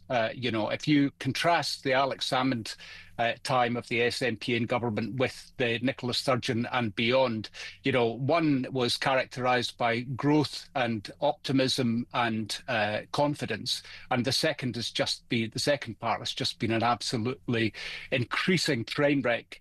And, you know, the sleaze and scandals, and most recently Jordan Linden being sentenced to 18 months for his crimes. And the news that the SNP tried to cover that. Now, that might surprise some people. It doesn't surprise me at all. You know, we've seen that in the parliamentary group where victims of predation were ostracised by the MPs and the perpetrator was protected. You know, so, you know, the people will have a go at me because I didn't vote for the SNP yesterday. I spoilt my constituency ballot because there was no one I could vote for. I voted on the list for a candidate that I believed in, and I believed in her integrity, or her party's integrity. But that is it. So politics is a mess everywhere. It's probably best characterised by the shambolic Starmer government. But it's a mess everywhere. And I think, you know, the reality is everybody complaining about reform, whilst I don't disagree, or I don't agree rather, with many of their positions. The reason people are voting for reform is not because of the left or right, it's because whether you like it or not, they believe what Nigel says. They believe that he is saying what he thinks. Now, unfortunately, the bits that they miss are that he's quite happy to privatise the NHS, which would be a massive problem. We're wading into things here that look, Yes. he's not. The party's not here to suggest what their NHS policy is. But I've seen this one for years now, bandied about Nigel Farage, and I don't think that is remotely conclusive that he wants to privatise the NHS. He's in favour. He's not here to represent himself on this. So I just want to say, look, I'm not going to be able to do that job for them, but I suggest that we Don't Yeah, put words in his mouth. I'm not making it as a political attack on him. I'm not in a position to make political attacks. I'm more commenting on some of the risks around that rather than any specifics, Alex. But talking about policies, though, and looking at the political landscape in Scotland, Reform are likely to become the party of opposition now. For them, that is huge gains in Scotland, where they've never really had a foothold, whether it's been the Brexit Party or UKIP in its first iteration. But what is interesting here is the gains from the Greens, you know, the fracturing of the left-wing vote up in Scotland. And actually, when people on the doorstep seem to be talking the most, I would imagine, I don't know because I'm not above Hadrian's Wall, but about things such as cost of living and immigration, the big ticket items. Do you think it's been a problem that there's been so much self-indulgent policy making up in Scotland that Nicola Sturgeon, for example, you know, waded into a battle that, frankly, a lot of us thought was totally unnecessary and quite controversial? Such as male prisoners going into female prisons and that sort of stuff. Yeah, I mean, you know, whether you're a nationalist or you're not, looking back at Nicola Sturgeon's focus in her certainly latter years as First Minister, she seemed less concerned with social challenges and more concerned with student politics, you know, particularly, I think, you know, it's crystallized around the whole gender debate, but her indifference and hostility towards women and LGBT people who said, this is not acceptable, this is eroding our rights. And, you know, somebody like myself who raised my concerns way back in 2019 about child protection. You know, I was targeted for speaking up for child protection, and Jordan Linden rather, was protected for his predation. And that, I think, just tells you everything you need to know about how skewed the priorities within the SNP leadership are. And they just have taken their eye off the ball completely. You know, my own candidate, the constituency candidate, Shirley-Anne Somerville, I raised my concerns about child protection with her. It was her that I spoke to as minister back in 2019, and she was completely indifferent to those concerns. And I can't vote for somebody who has that level of indifference around one of the most important challenges we all face as a society to protect vulnerable young people. But how do you think things are going to pan out in Scotland? Because are we going to see, do you think, a coalition at the top of government? Do you think the SNP will get an outright majority? It's always difficult looking in a crystal ball, but I think, you know, you would have had your eye on the shifting sands far, far more than I have, so you're probably in a better position than I am to make a few predictions. I think it's very difficult. I think turnout's probably going to be key, Alec, because if enough SNP supporters turn out to get them over the line in various constituencies, then they will do well. But if they all vote for the SNP on the list, then those votes will not help build an independence majority. You need to use your votes wisely, and I think that's possibly what's going to happen. But you know, indifference is probably the biggest threat up here. People have just had enough of politicians and politics, and I say that myself. I have absolutely had enough of the dishonesty and the distortions. So it's very, very hard to say. I don't think the SNP are going to do as well as it's been trailed that they will. So I don't think the polling is as strong as it was. I know so many people who are former SNP voters who did not vote SNP. They voted for an independent supporting party on the list, but they would not vote SNP. And that is a direct consequence of Nicola Sturgeon's choices, particularly over the controversial issues that she championed. So I think they're in a difficult place, but it is so hard to predict. And then on the other hand, you have the student politics of the Green Party, which is ill-informed, and populist in a leftist way. And I just find it bewildering that people take them seriously and vote for them. I can't get my head around it. They are absolutely disengaged from reality in every respect. I must find myself mildly agreeing with you there. Neil, thank you ever so much for coming on the programme today, and it is going to be very interesting results when we finally see them coming out of places like Scotland and Wales. All we've got thus far, some of the English results coming in, and the state of play is that Reform are on 405 seats, the Conservatives 257, Labour 254, Lib Dems 249, Greens 51, other parties 46. While Reform seem to be streaking ahead at the front, everybody else, Conservatives, Labour and Lib Dems, rather bunched up in second place. So it'll be interesting to see as those results come in from places where Reform aren't as likely to do well, places like Scotland, how this shifts. OK, let's do a couple of messages. Remind you of the numbers, do some housekeeping, then take a little break. Right thing to do. Someone said that's emotional manipulation. Yes, it is. It drives me mad. I don't want someone telling me what they believe to be morally right when it is so patently clear they're wrong. Nishan in Cape Town says the world is swinging right. Those still leaning left are going to be left out. What do you think? I agree. It's amazing, isn't it, how the Labour Party backbenchers are going, oh, Starmer, the reason we're not doing very well is because we're just not left-wing enough. No, that is the reason you're doing badly, because you are left-wing. Hi, Alex. It seems the Labour Party is going downhill quicker than Emily Thornberry in a shopping trolley, says Tony in Cheam. What an image that is. Alex from Cardiff says, living in Cardiff, there have been many situations, mainly because of Starmer's rhetoric. If you vote Reform, you'll be labelled as far-right or racist. I've been talking to people and would never say I was going to vote Reform. There are many other shy voters, so polls might not be quite correct. Reform will do very well. Reform could get 49 seats, I don't know, but either way, if Plaid and Labour do the dirty on Reform, they're definitely going to be the official opposition. Roll on 5 to 6 o'clock and we'll have our answer. Alex from Cardiff, exactly. This is, to me, this is the place that's the most interesting, because historically, if you look back at Wales, it voted for Brexit by percentage more than England put together. It has always been a potential stronghold for the likes of a Nigel Farage-led party. Always. But because of the ability of the left wing in Wales to shift the goalposts because they are in charge, to change the way they vote, to form coalitions, to gang up and say this is the anti-Reform vote, somehow they seem to always hold on. And so I think that given this should be extremely fecund ground for Farage in the Senedd, I think this will be a clear indication of how gerrymandering and changing the nature of the plebiscite will and could be used by the government in Westminster to try and stop Reform being successful in future elections. It's going to be a very interesting test case.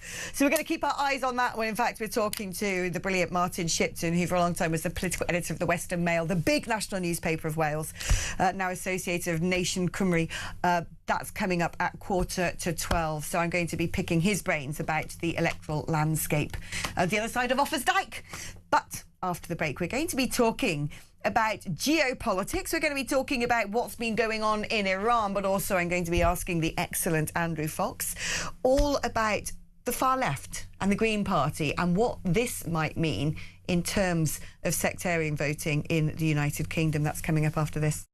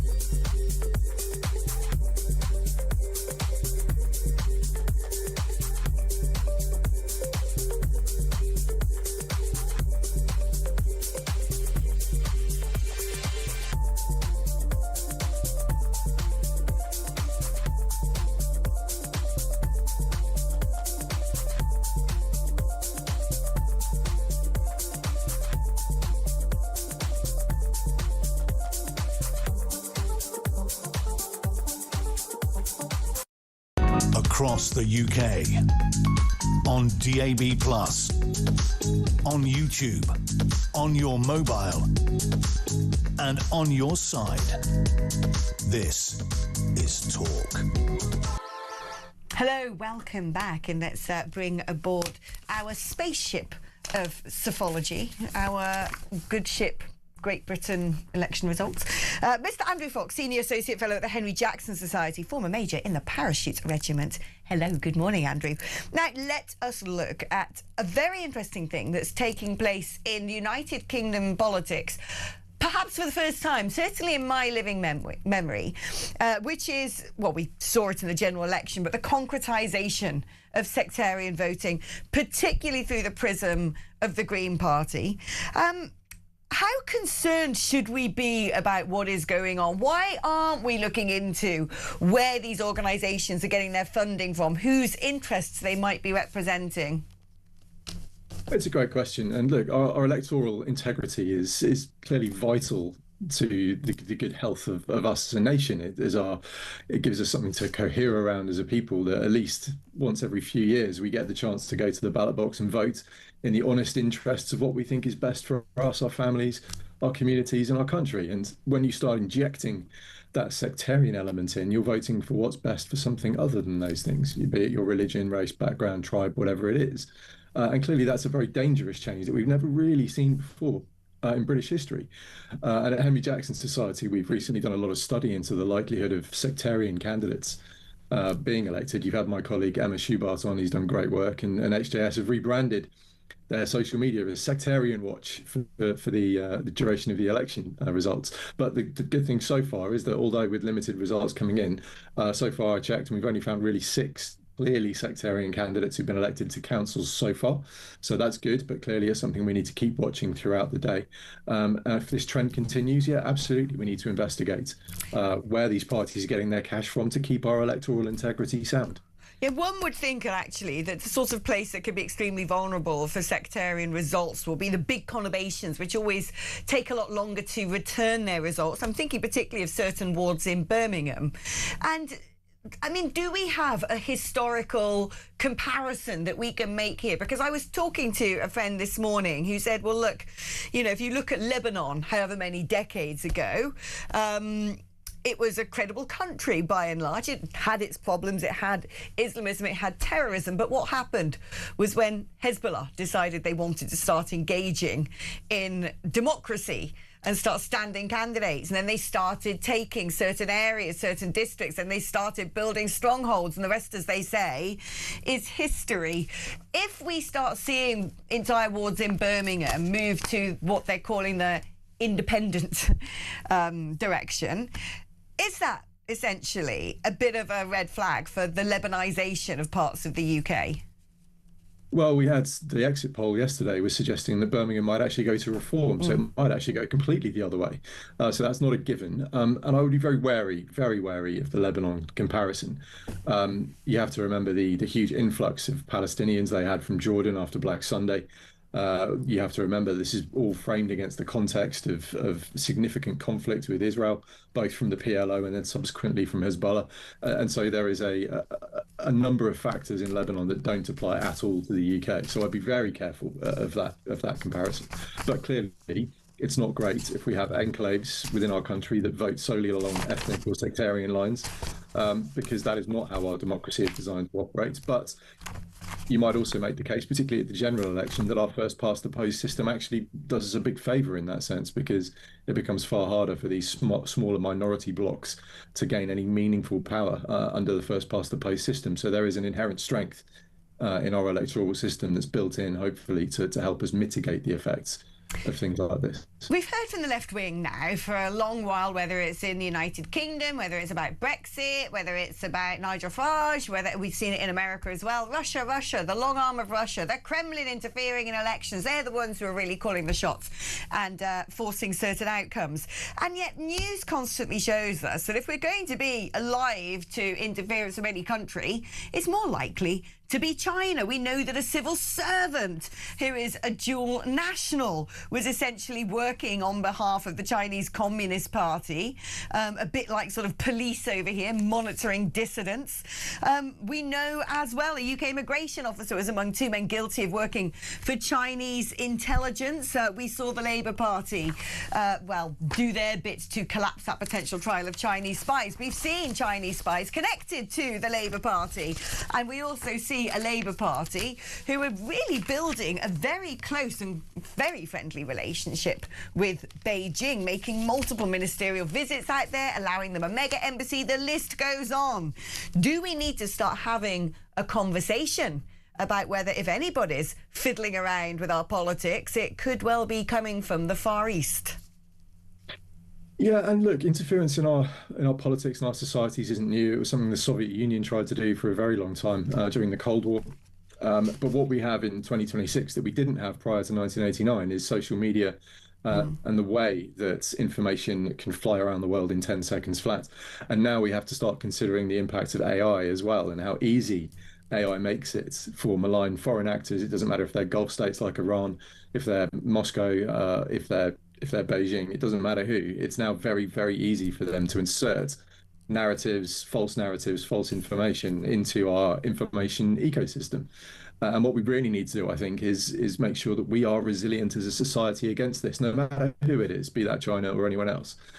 Because unless we have the ability to hold social media platforms accountable for not getting a grip of bots, fake information, unless we have the ability to teach our people how to tell the difference between what's true and what isn't, then that's when we'll get into real trouble. Because as we've seen for the last 2.5 years over the Gaza war, people demonstrably don't have the ability to tell what's fake and what's real. And I have a paper coming out literally next week on the psychology of disinformation and how the brain can be tricked by this stuff.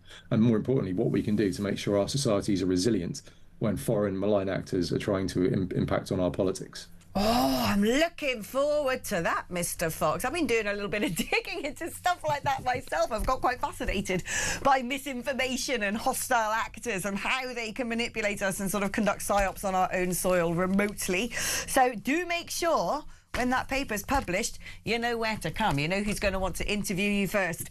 Andrew, thank you ever so much for demystifying some of that stuff. We're not quite Lebanon, but there are things that we need to be very vigilant about.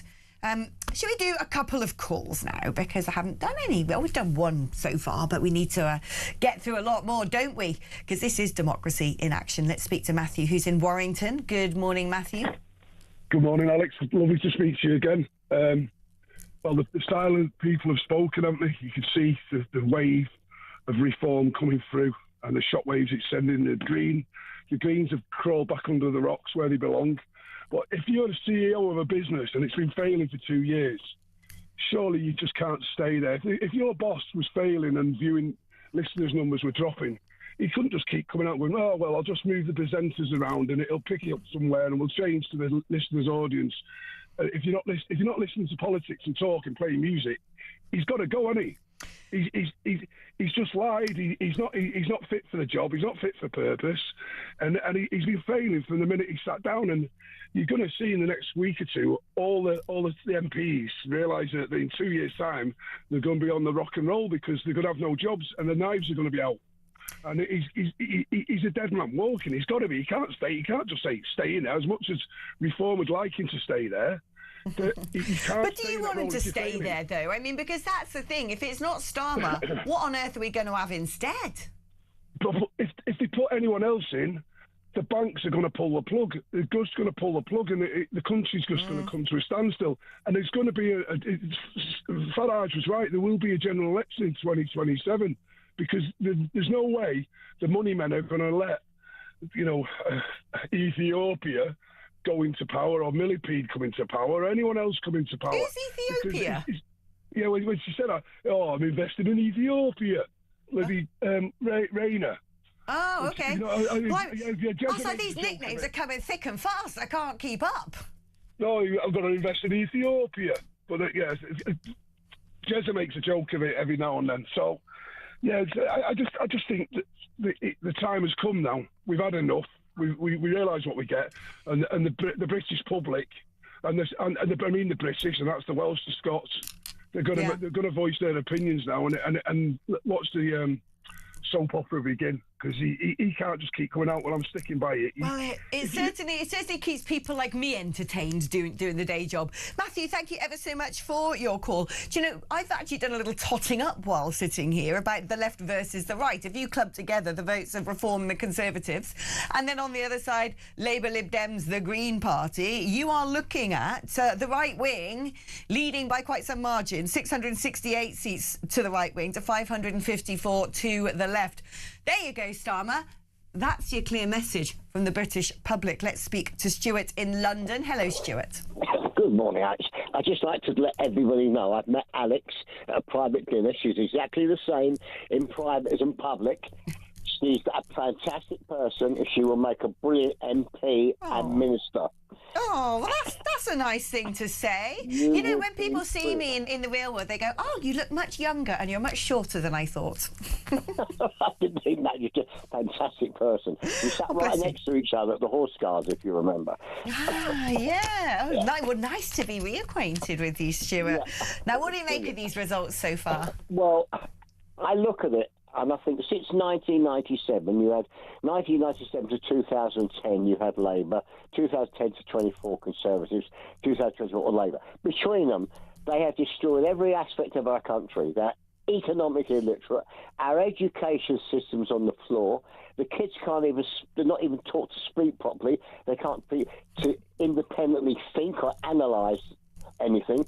The teachers are indoctrinating them with their rubbish, their lefty trans garbage that they're talking. You say anything against them, you're racist and kicked out of school. Our economy's on the floor. Look at it, it's nil.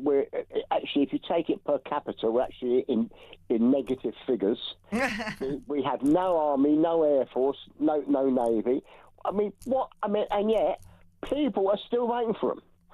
I know. Well, but are you encouraged by some of the results today? You know, up the revolution and all of that, because this is political history in the making. I am. The thing is, when I talk to people, and I went out canvassing, and they said, "Oh, we've always done it like that. We've always voted Labour, Conservative." But I said, "You realise it's not a football team. I'm West Ham till I die. You're voting for your country, the future of your country, your children, your grandchildren. You're voting for their destruction. Our country's going nowhere under these people, and we might be lambered with 3 more years of this lot." Another thing I want to ask you, Alex, you know, they say you have no taxation without representation. Yeah. What about no representation without taxation? How are they letting people come here who've never paid a penny tax, never worked, not looking for work, no intention of working? I think most of the British people think those who've paid tax and votes, that no one listens to them anyway.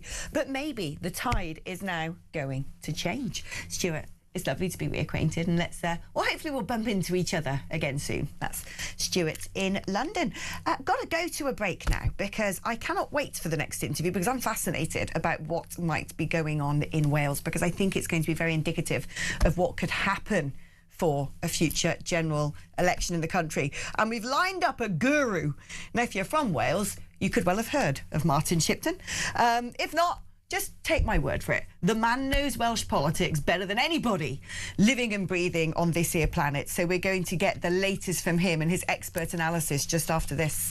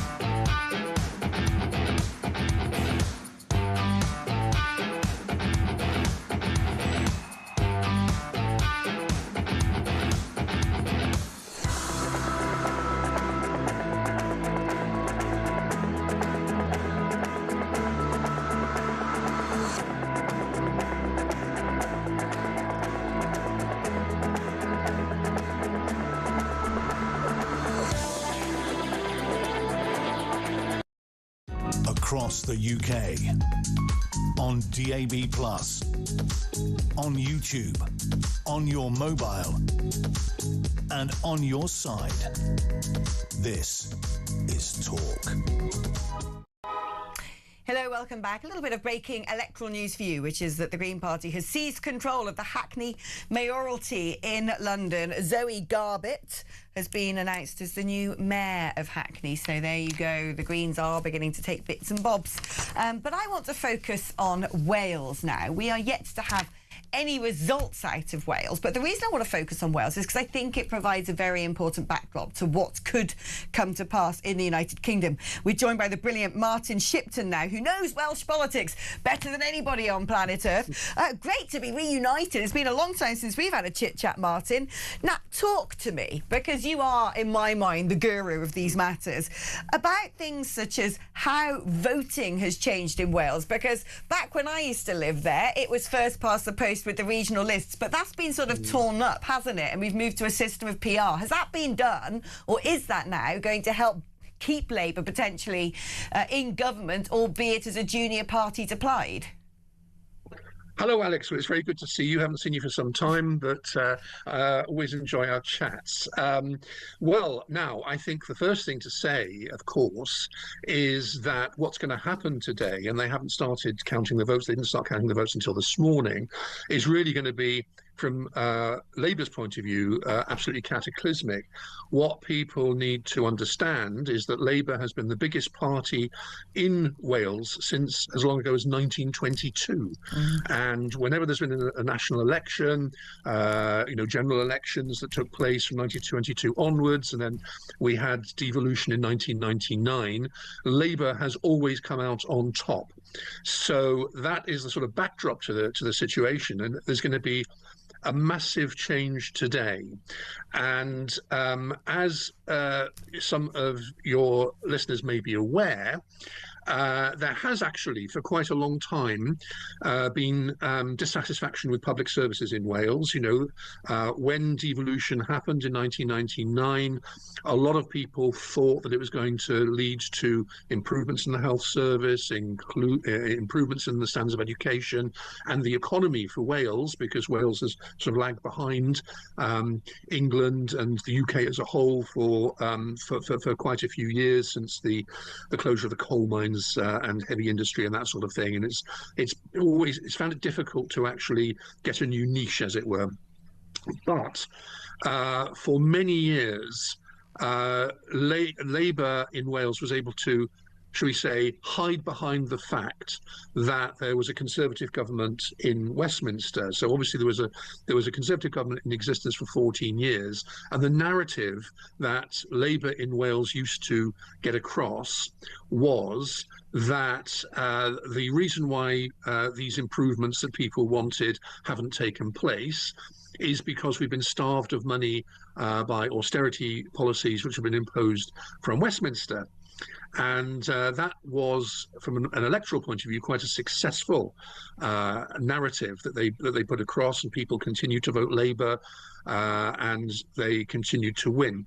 Now, what's happened now is, you mentioned the change in the voting system. Yeah. So yes, indeed, we've now got a system where you don't actually vote for individual candidates, you vote for a party. So like yesterday, I went along to my local polling station, and you have a party there. You have the names of people, names of individuals, very small on the ballot paper, but essentially you're voting for a party. It's a proportional system, and you vote for the party, and then they will take into account how much support each party has had, and then they'll divvy up the seats. They've created 16 very big constituencies covering the whole of Wales, and each of those 16 constituencies will have 6 members of the Senedd. And they will all be split between different parties.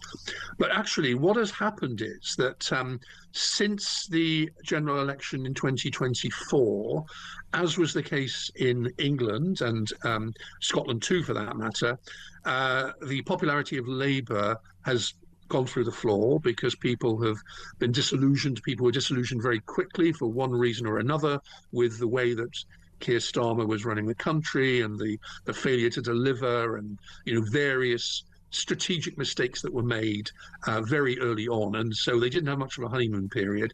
And then, as time has gone on since then, and of course, they still haven't been in for 2 years, the opinion polls started to show that Labour was really going down. And one of the very significant things was that there was a huge scandal involving a guy called Vaughan Gething, who was the First Minister of Wales. We can't. I'm afraid, Martin. I'm afraid we can't get into it because I've got to love you and leave you, unfortunately, because we have this hard out, as we call it, at the top of the hour.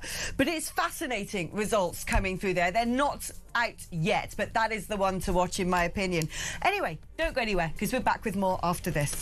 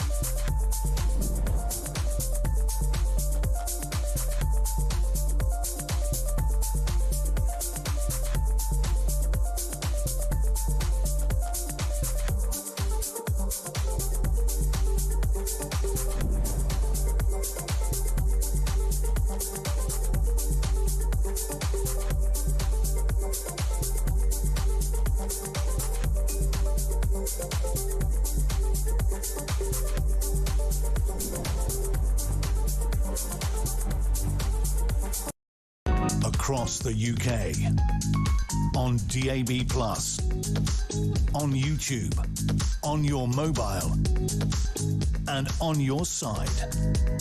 This is Talk.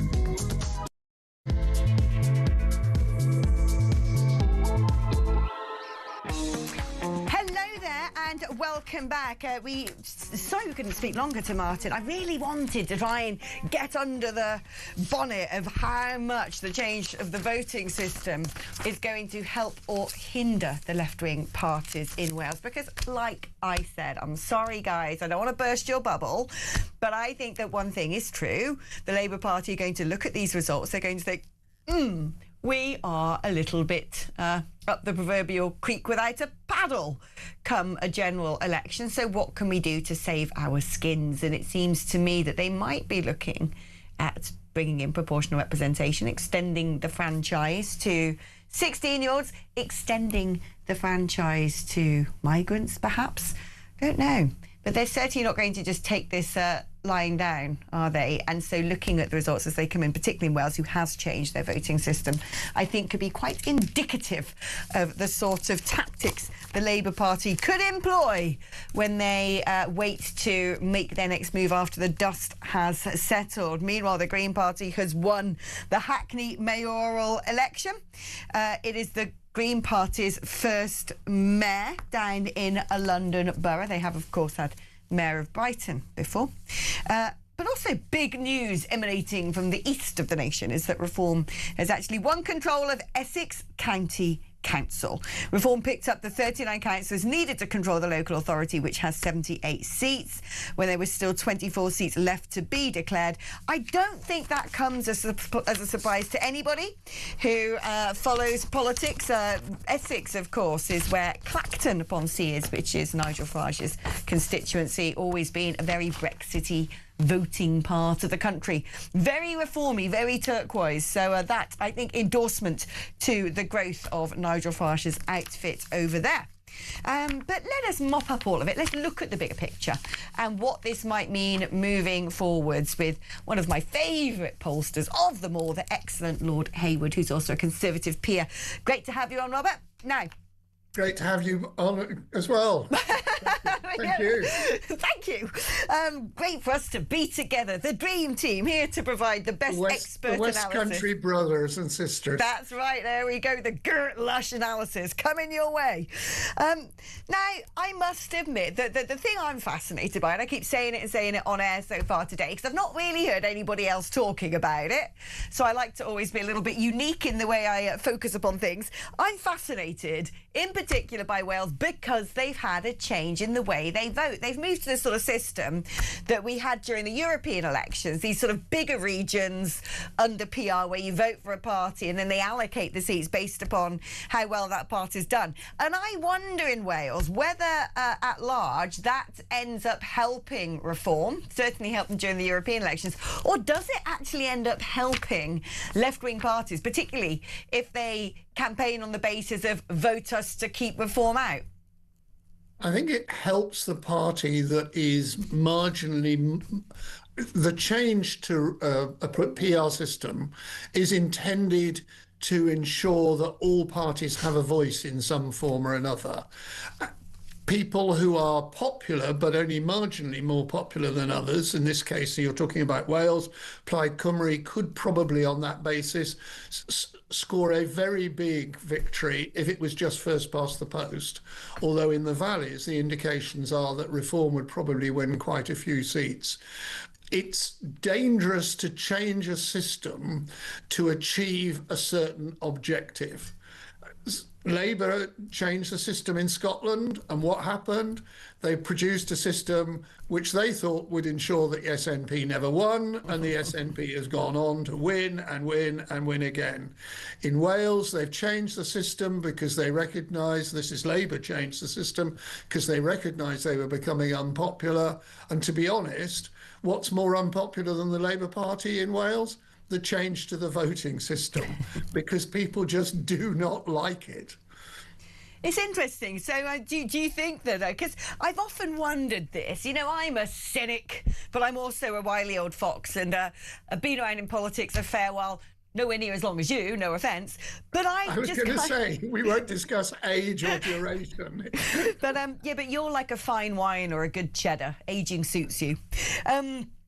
But in terms of the sort of things that the Labour Party might try and do, because they're not going to take this line down, are they? They're going to think, what can we do to try and maintain a grip in power? In Wales, I would imagine that they still get a seat at the top table because they will help prop up Plaid. And I wonder if they look at what's going on here and look at our voting system and think, because for a long time, Nigel Farage himself would have campaigned for PR potentially because it would have favoured when he was a smaller party. Now it seems like as he can win under first past the post, it could end up being a bit of a spoiler. But also looking at things like extending the franchise, something they've done in Scotland, giving votes to 16-year-olds. I wonder how much the sort of bigwigs at Labour HQ are going to look at those two results when they finally come through and take indications from them as to things they could do at Westminster level. Well, in fact, 16-year-old voting has come in Wales now. This is the first time. And there is a proposal through legislation draft, a bill currently in the Commons, but progressing to the Lords fairly soon, that would do the same for the whole of the United Kingdom. But I return to the point I made just now. Don't change a system because you think you'll be better off, because quite often the proposal comes back and bites you. And talking of 16 and 17-year-olds, Labour thought this was a great idea because generally voters were more left-wing at that age than they are somewhat older when they're older. And of course, just look what's happened in Hackney, which you've just referred to. We are seeing that younger voters, 16, 17-year-olds, are actually not Labour inclined. They are, if they're female, generally more heavily towards Green, and if they're male, they're generally more heavily towards Reform. So at the moment, bringing in a change in the age groups would not actually benefit the Labour Party at all. Looking at the results so far, and we are not even halfway through, and I'd also put a disclaimer here that some of the biggest results to be returned, I mean, places like Scotland, places like Wales, that is yet to happen. But if we look at English councils, what we see is if you add together the Reform vote and the Conservative vote, you get 684 seats at present. If you were then to add up the Lib Dem, Labour and Green votes, you get 531. To me, what it shows is I think the Conservative Party, yes, it's a drubbing. Yes, I don't think they can exactly call this, a brilliant save. But I don't think it's as catastrophic as perhaps they predicted. But what it's showing me anyway, at least at English level so far, is the majority of the population are right-wing. And perhaps we do need to start talking about how the Conservatives and Reform might have to form alliances going forward. The question inevitably comes up at election periods in terms of alliances, whether it's on the right or the left. Both Nigel Farage and Kemi Badenoch have made absolutely clear that at this stage they are not interested in any form of alliance. And equally on the Labour Party, on the left side, the discussion has gone on and people are going to say, no, not at the moment. It's the sort of conversation you have around a general election period. And I don't think either Kemi nor Nigel Farage are actually going to entertain any serious discussion about alliances at this stage. Having said that, because of the way council election results are coming out, there may well be, at local level, some alliances between the Conservatives and Reform or between Labour and Green or whatever. And you'd be a very brave man or woman to put any money on who's going to run Birmingham after tomorrow. Birmingham, I think, is going to be one of the most interesting results to look at. Let's have a little look at Sir Keir Starmer this morning, taking responsibility for these terrible results. But let's see what else he had to say. Let me be clear, these are really tough results. I'm not going to sugarcoat it. And we have lost brilliant Labour representatives, people who put so much into their communities, so much into our party and our movement. And the voters have sent a message about the pace of change, how they want their lives improved. Labour's elected to meet those challenges, and I'm not going to walk away from those challenges and plunge the country into chaos. Well, there he goes, saying the voters have sent a clear message. I think we heard similar words being used after the Brexit referendum. And yet, how much more clear do voters have to be for people to actually listen to them? Because, again, looking at the sort of left-right split going on in seats declared so far, looking at the sort of big issues on the doorstep, it seems evident to me, and perhaps I've got a bit of bias here, confirmation bias, but it seems to me that what a lot of people want is controlling our borders and radical change to the cost of living, which I would politically argue would come about through controlling our borders and getting rid of indulgent policies such as net zero. But it seems to me that the Labour Party, at least the backbenchers, suggesting to Keir Starmer that no, this clear message from the voters is he needs to be more left-wing. The interesting aspect, which hasn't been touched on very much today, is that the turnout in the local elections is up quite markedly in most of the country, really quite markedly. And what appears to have happened is that instead of voting on the question of potholes and dustbins and the like, people have taken the opportunity to vote on national issues. And people who, my guess is that people who historically do not turn out at local elections. Turnout's normally about 35%. In the authorities that I've looked at so far, it's around 45%. It's a big increase. And people, as I say, have been taking the opportunity to say, this is what we think about the way the country is being run. And the message is, quite generally, whether you're on the left or the right, because Labour are doing very badly, not only to reform, but now to the Greens, the message is they don't like the current government, and particularly the current Prime Minister. Well, this is what is fascinating, actually, in terms of looking at the seats again, and they keep changing. Reform 425, Lib Dems now in second. They've pipped Conservatives by 1 seat on 264, Conservatives 263, Labour 254. The Green Party, 52. 52 seats, that is it. And when people sort of normally look at the minor parties and look at the polling of a party, they look at the Lib Dems. Well, they're doing very well, some might say. You know, this is the dark horse that perhaps we should have been paying more attention to, the gains being made from the Liberal Democrats. But in terms of the Green Party, it doesn't, to me, seem to be translating into this big sort of, you know, radical change in politics that people were suggesting. I think you're right up to a point. Excuse me. What seems to have happened is that the Polanski saga of the last fortnight has burst part of the green balloon. And the results that I've seen so far, the Greens have done reasonably well in some places, but under the first past the post system, they actually haven't made the gains. So vote share up quite markedly, seats gained not up. We've got a lot of their prime territories, the Camdens and the Islingtons and Kirklees in Yorkshire and 1 or 2 other places. They've still to come through, but they are being hit by doing well in votes, but not in seats. But interestingly enough, you touched on the Lib Dems. Normally, when either the Conservative or Labour Party get into real difficulties, a lot of people turn to the Lib Dems. I'm looking at your screen at the moment, and it says Libs plus 31, Greens plus. That's a small number. It's good that they're gaining, but relatively for the Liberal Democrats, that's actually not a large number that they would expect in what is such a huge round of elections.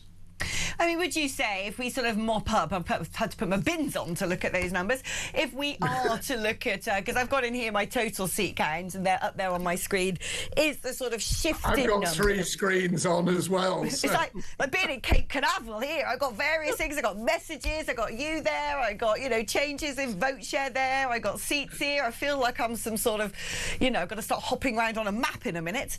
But if we look at actually the ones that we have displayed on the screen, which is the sort of gains and losses, what we can see is, yes, the Labour Party are down 268. The Conservatives down by 185. Let's focus in on the Conservatives.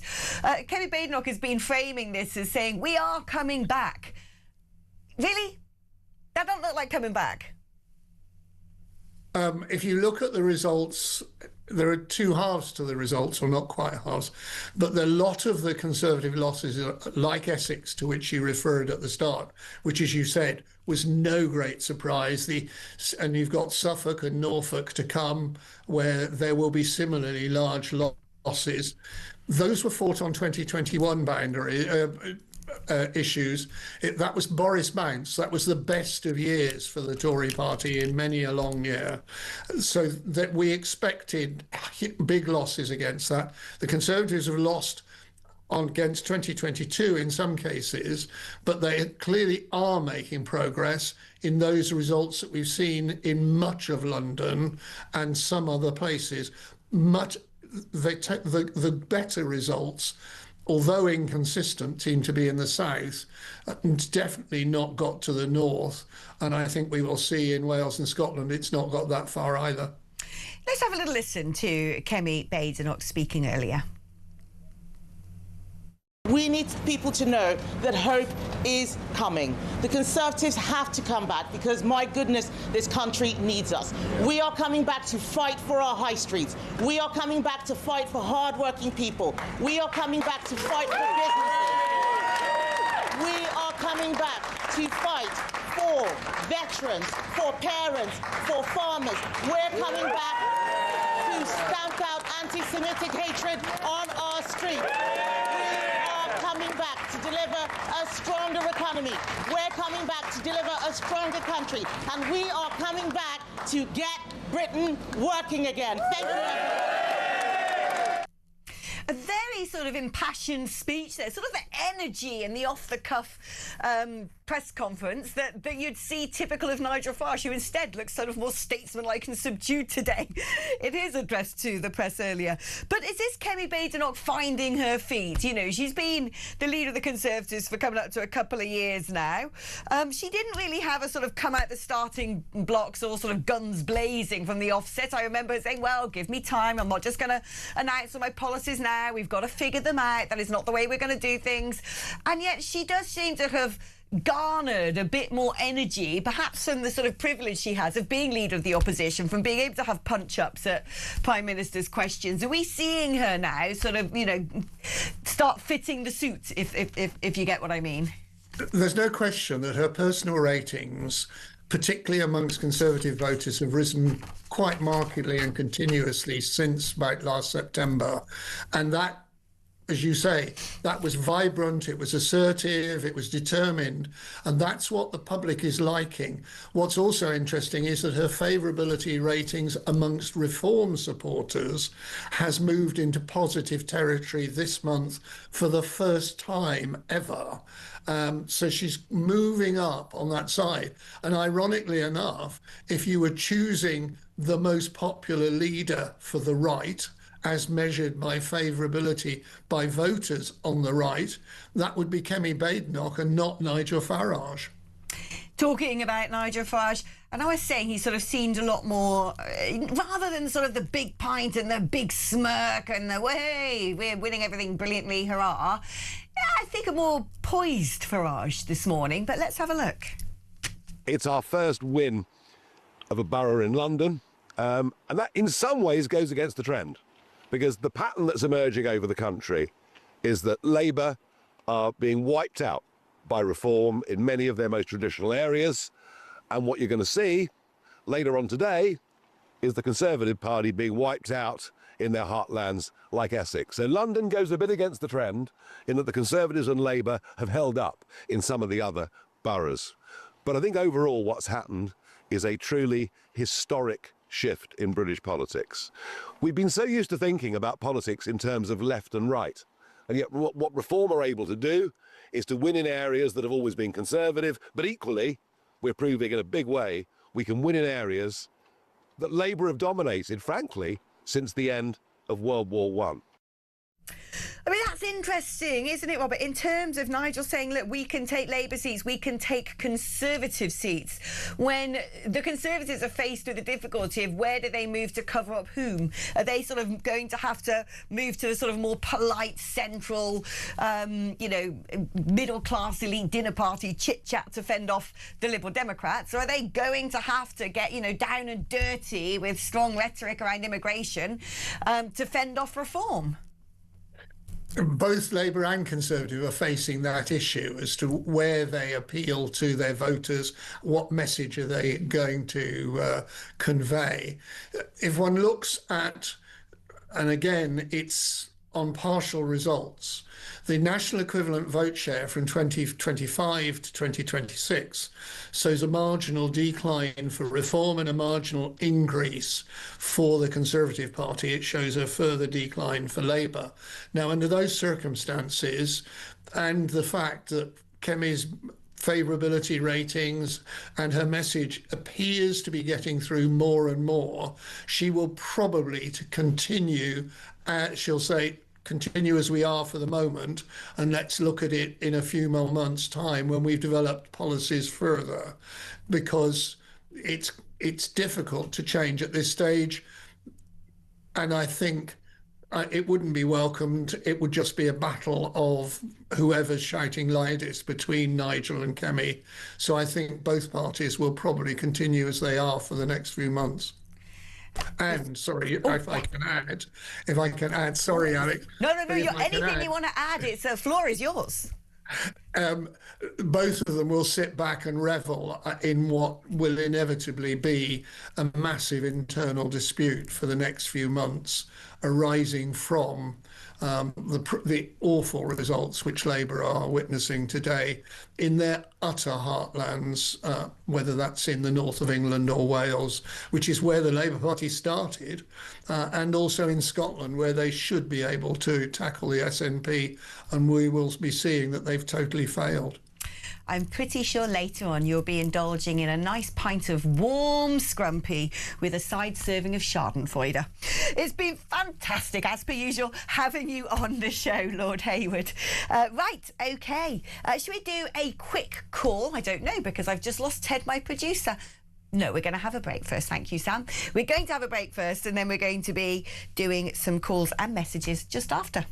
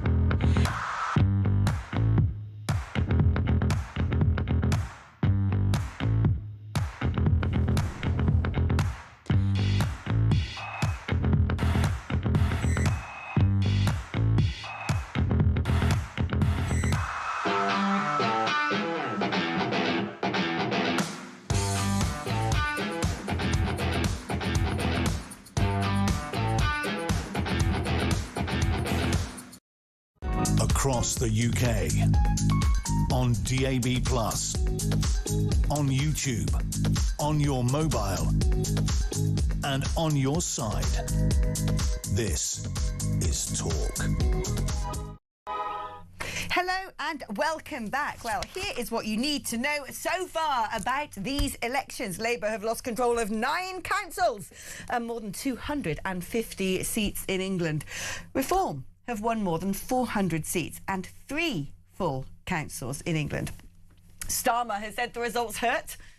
Pretty sure they do. But he ain't going anywhere. Says he's not going to walk away. Farage says Reform's gains mark a truly historic shift in UK politics. I think that is clear for all to see. Councils that Labour have lost include Oxford, Tameside, Tamworth, Exeter, Hartlepool, Wandsworth and Redditch.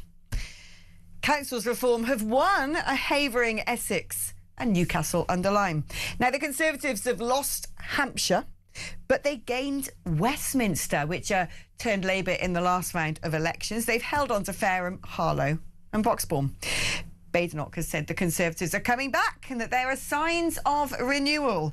The Lib Dems have gained Stockport and Portsmouth and held Eastleigh and Richmond upon Thames. Sir Ed Davey has praised fantastic results for his party. And the Greens have won the Hackney mayoralty, beating Labour by almost 10,000 votes. Voting is now underway in Scotland and Wales, and people are learning who's going to be, well, we'll be learning later, who's going to be running those entire countries. Big results yet to come, but that, folks, is the picture so far. That will be as good as lining for my fireplace in about 10 minutes' time as more results come in. But don't you worry, because we are going to keep you abreast of all developments. In the meantime, shall we discuss together what we make of this historic day in UK politics? Let's talk to Robert, who's in Hertfordshire. Good morning, Robert. Good morning, Alex. Well, I've stayed up most of the night, actually. Did you? Keen? To it. Excuse me. And I feel that most people were actually voting against Starmer rather than the Labour Party. And I listened to his interview today, and his arrogance is absolutely staggering. I mean, what they need to do now is to get rid of him before he can do any more damage. By taking us back into, he can still do a lot of damage unless he goes.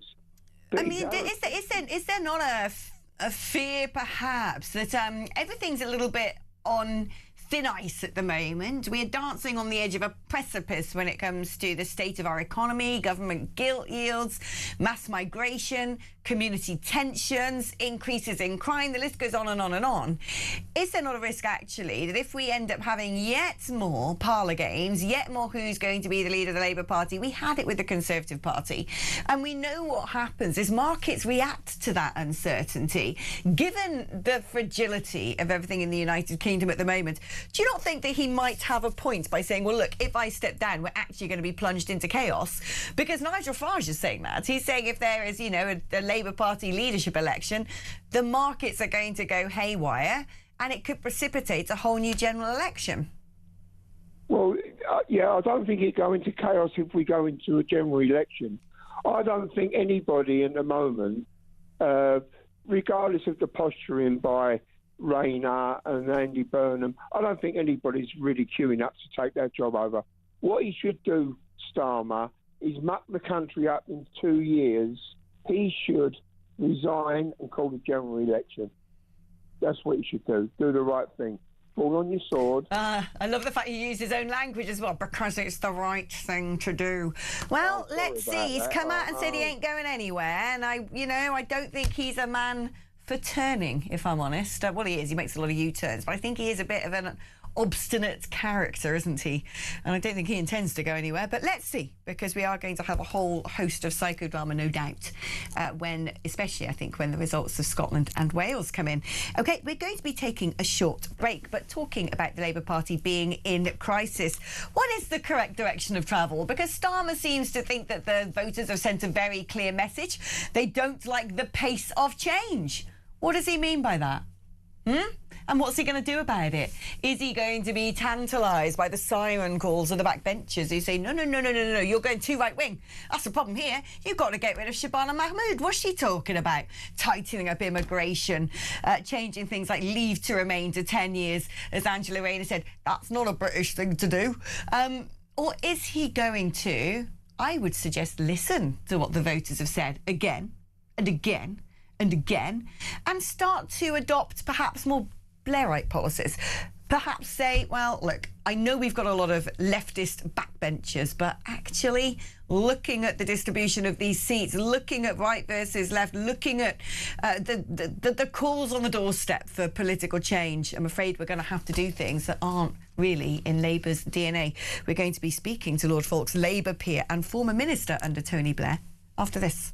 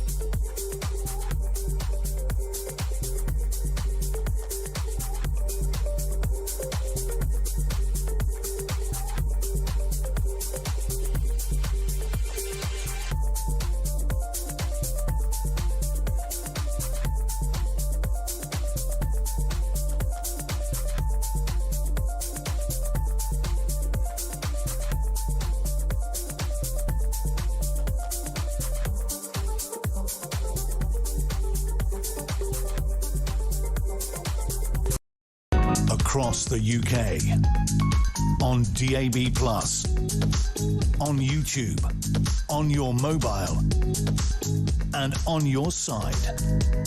This is Talk. Hello and welcome back. And let's welcome to the programme, Lord Folks, who's a Labour peer and former minister under Tony Blair. It's great to have you on the programme. Now, Sir Keir Starmer has already said, look, these are very difficult results. They hurt. But he said, look, the voters have sent a clear message. They don't like the pace of change.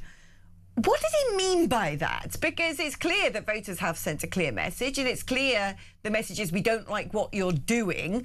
But what the interpretation of that message is going to be quite indicative of what Labour do next. Are they going to move more to a sort of Blairite, let's say, posture and continue to, you know, push ahead, changing the way things are done in terms of immigration, pull back perhaps on net zero, go drilling in the North Sea, as the union bosses even are recommending? Or will they lurch to the left, which is what some backbenchers think the recipe to success should be? I'm glad you mentioned Tony Blair. I don't know if you remember the election. You're probably too young to remember the elections of 2004, when there were elections to the European Parliament, to the London Assembly, and to councils throughout England. And we did very badly. And Tony Blair was Prime Minister, and they said he should either resign or be forced out. And in fact, in 2005, he went on to win a historic third term. So I don't think we should panic. In fact, if you look at the local election results in England, and I've been looking at them, in the media, it was predicted that we would lose up to 2,000 seats. It's nowhere near that. They're a lot better than we feared. So I don't think we should panic. I think we should continue, and I'm glad that Keir Starmer has announced and has said that he's going to continue doing the things that we're doing, helping young people, raising the minimum wage, making employment easier for people so that they can't be sacked peremptorily, and going on doing the positive things that he's doing around the world.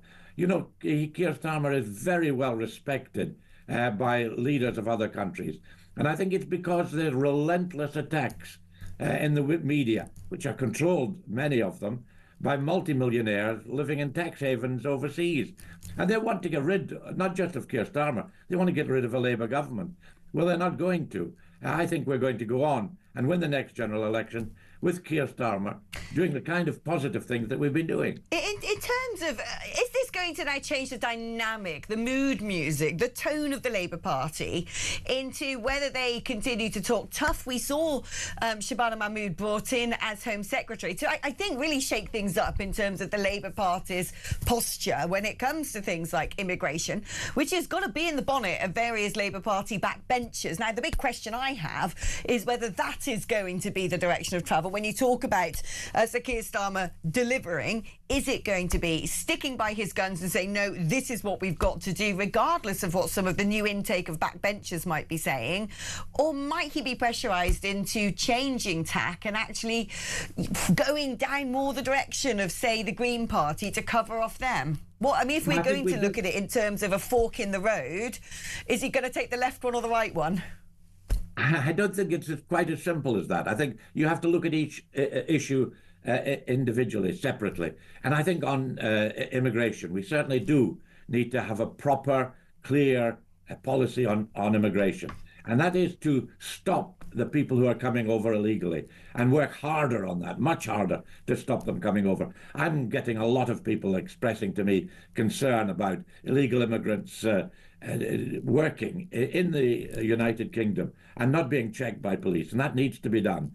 But at the same time, being welcoming to legal immigrants coming over, because our health service and our care service and a whole range of other things couldn't operate without the good people that have come in from other countries. So I think we need to have that balanced policy and spell it out a lot better.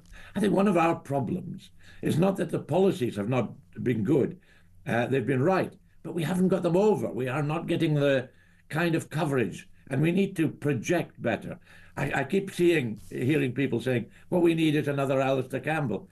And Alistair Campbell used to project on behalf of Tony Blair our policies very effectively. And I think we need to do more of that. Well, I won't join you in calling for his return, but there you are. Let us talk about He's doing welfare. a good job now. He's doing a good job with his podcast. I had my moment on Newsnights with him, and I've never quite seen him through a positive prism ever since. But there you are. Let bygones be bygones. Let's talk about welfare, because this has been one of the big tugs of war between the government and the backbenchers. The fact that we now have a welfare state that pays out to those on benefits more than it's garnering from people in work, which is not sustainable. But this has also been very difficult for the government to push through. At one stage, the IMF had said, "Whoo, your economy is really on the brink of us wanting to junk it, but, well, you said you're going to make these reforms to welfare." Now, that bill failed to pass through Parliament. There's a huge sticking point in the Labour Party when it comes to this kind of stuff, where some economists might look at it and go, look, it might not be in your DNA, but it's got to be done. But it risks, doesn't it, sort of instigating backbench rebellion. What do you think he's going to do about that thorny issue? I think that talk of potential backbench rebellion is overstated. I think most MPs that I talk to are concerned that there are some people who, perhaps because they have some anxiety, get benefits and don't work, and that there needs to be some clear face-to-face checks to ensure that people are entitled to benefits, and that you don't get someone living next door to someone on benefits getting more than they're getting at work.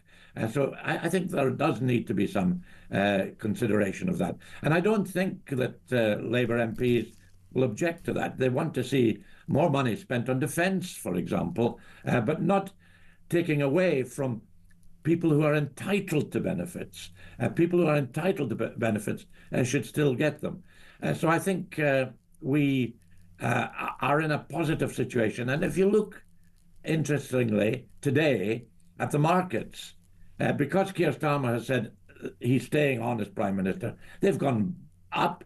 We're looking a lot better financially as a result of that. So I think that's good. It's definitely breathed a sigh of relief. I mean, look, I think he's telling the truth when he said to his MPs, I'm not going to plunge you further into chaos by stepping down right now. But in the sort of, aftermath of these election results, do you think he's going to do what a lot of ailing prime ministers have done historically, traditionally before him, which is oversee a cabinet reshuffle to present a new, fresh slate of faces, a new offer to the public? I don't think the cabinet should be reshuffled for that purpose. I think when it is appropriate to reshuffle a cabinet, it should be done, but not just to present a better face. I think we've got some really good people in the cabinet. Very good Defence Secretary, Foreign Secretary. She's doing a wonderful job. Pat McFadden doing a great job at welfare.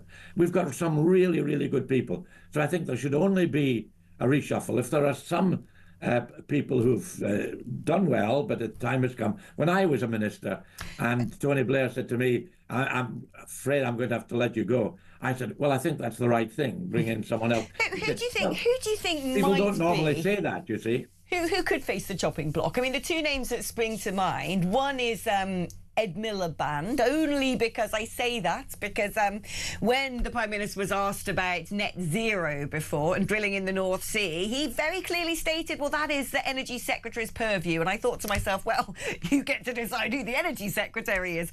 And then the other one, of course, who seems to constantly be about to walk the plank is Rachel Reeves. Do you think they will survive and remain in Cabinet?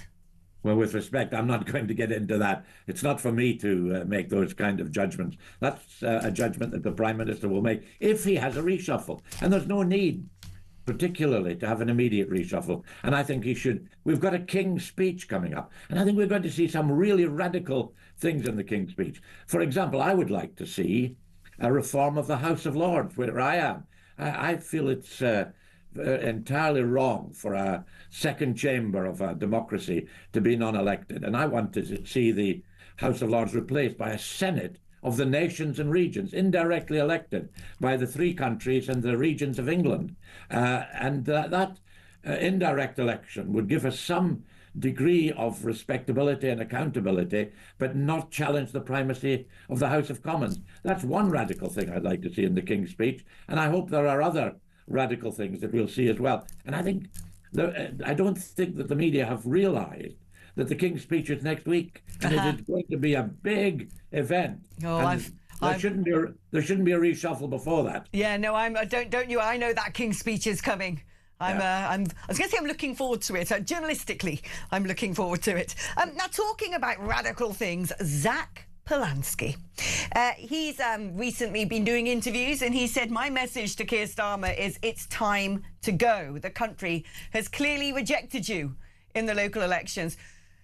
Perhaps the country's clearly rejected him. 69 seats so far. His popularity rating seems to have taken rather a tumble ever since the sort of veneer of morality and self-righteousness has somewhat been scuffed. What do you make of the Green Party? What do you make of Polanski and the nature of his politics? He's a great populist like Nigel Farage, and populists have immediate sort of popularity, superficial popularity, but it declines. I mean, Farage has been around for a long time. At one point, he was head of UKIP and did well at that, and then fell back and had to recreate himself with the new party, with Reform. And Polanski, again, is a great populist. But I heard him being interviewed, and he was the other on the Radio 4, and he was really finding it very difficult to explain some of the things that he'd been saying. How he used to claim he was a spokesperson for Red Cross, which he wasn't. He had to admit his mistake now.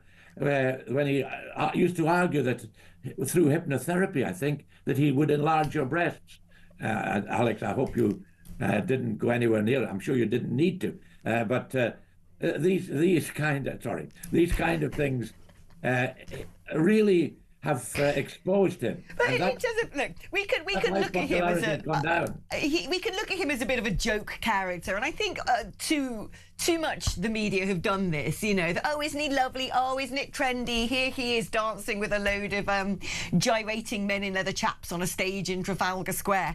But there have been some, I would suggest, some pretty alarming and sinister elements of the Green Party's campaigning. And I just wanted to touch upon that with you because, of course, the current Labour Party, despite having been the shadow Brexit secretary under Jeremy Corbyn, Starmer sort of dines out and saying, but I flushed all of that out of the Labour Party, that toxicity, that sort of burgeoning anti-Semitism, I'm the one who's got rid of it and purified it and sanitised it again. And it seems a lot of that has gone to the Green Party. So I just wanted to check in with you in terms of that. You know, is it all too easy to go, well, it's student politics, oh, well, they're just a bunch of hippies, it's not real, it's just populism, when there does seem to be this sort of darker underbelly in the Green Party? Yes, I think so. I think he's assuming some of the mantle of the Jeremy Corbyn type of people within that were within the Labour Party, and I mean, he seemed superficially attractive to begin with, but once you dig down, as you've rightly done, at some of the policies they're talking about, then you have to be very careful about supporting them. The Green Party, I remember when it was the Ecology Party, and the Green Party, and formerly Ecology, used to talk about the environment and very important issues. Now that we are doing a lot in the Labour Party in relation to protection of the environment and a whole range of issues, they're moving on to other things. And I think they do need to be questioned a great deal more by the media. I think superficially they seem great, just as Reform do, this populism. But under questioning, under real challenge by the media, which I hope we'll see over the next few weeks and months, they really fall apart. Thank you ever so much for joining us today, Lord folks. Labour peer and former minister under Tony Blair. OK, we're going to be taking a short break now. Roll up for your last opportunity to have a chit-chat. 03444 999 1000 is the number to call. It's your normal network rate. 8722 on the text like talk before you send your message. But also, it's important to point out that the 8th of May marked 81 years since Victory in Europe Day, marking the beginning of the end of World War II. Very easy for all of that to get lost in the wash, but it's an incredibly important anniversary, particularly considering the uptick in things such as anti-Semitism that we're seeing today. lessons to be learnt from history. Well, who better to speak to than a brilliant historian, senior fellow at the New Culture Forum, Rafe Hadel-Manku. He joins us just after this.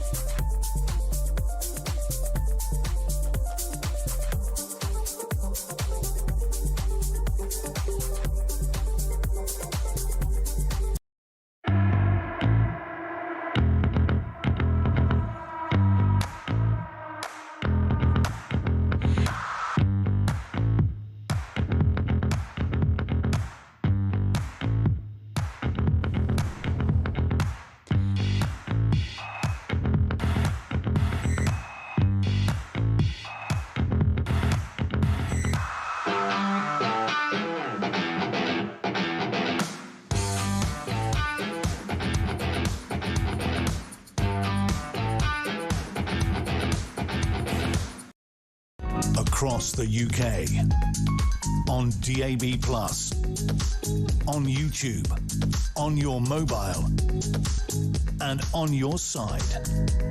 This is Talk. Hello and welcome back. There's a little bit of news here which we haven't really spoken about thus far, which is the fact that Scottish election officials are investigating 4 cases of voter fraud in Glasgow constituencies. 3 of those cases are of potential personation, which is where you turn up at the ballot box pretending to be someone you are not. We're going to keep an eye on that. It's always interesting when you get these calls of dodgy things been going on at the ballot box, because we of course saw this a little bit, didn't we? Allegations about what went on in Gorton and Denton. So I will give my colleagues a nudge to keep their eyes on that one in case there is anything to see here.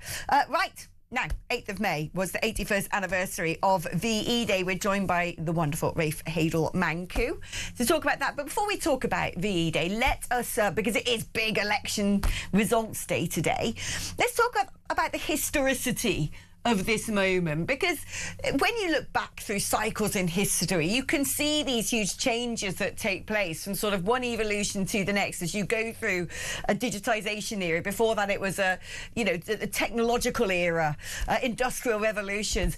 Do you think we're on the precipice of something right now? Do you feel that we're looking at these results, looking at the beginning of the fracturing of the two-party system, which is now concretised through these results, that this is reflective of something else going on in Great Britain, if not the West?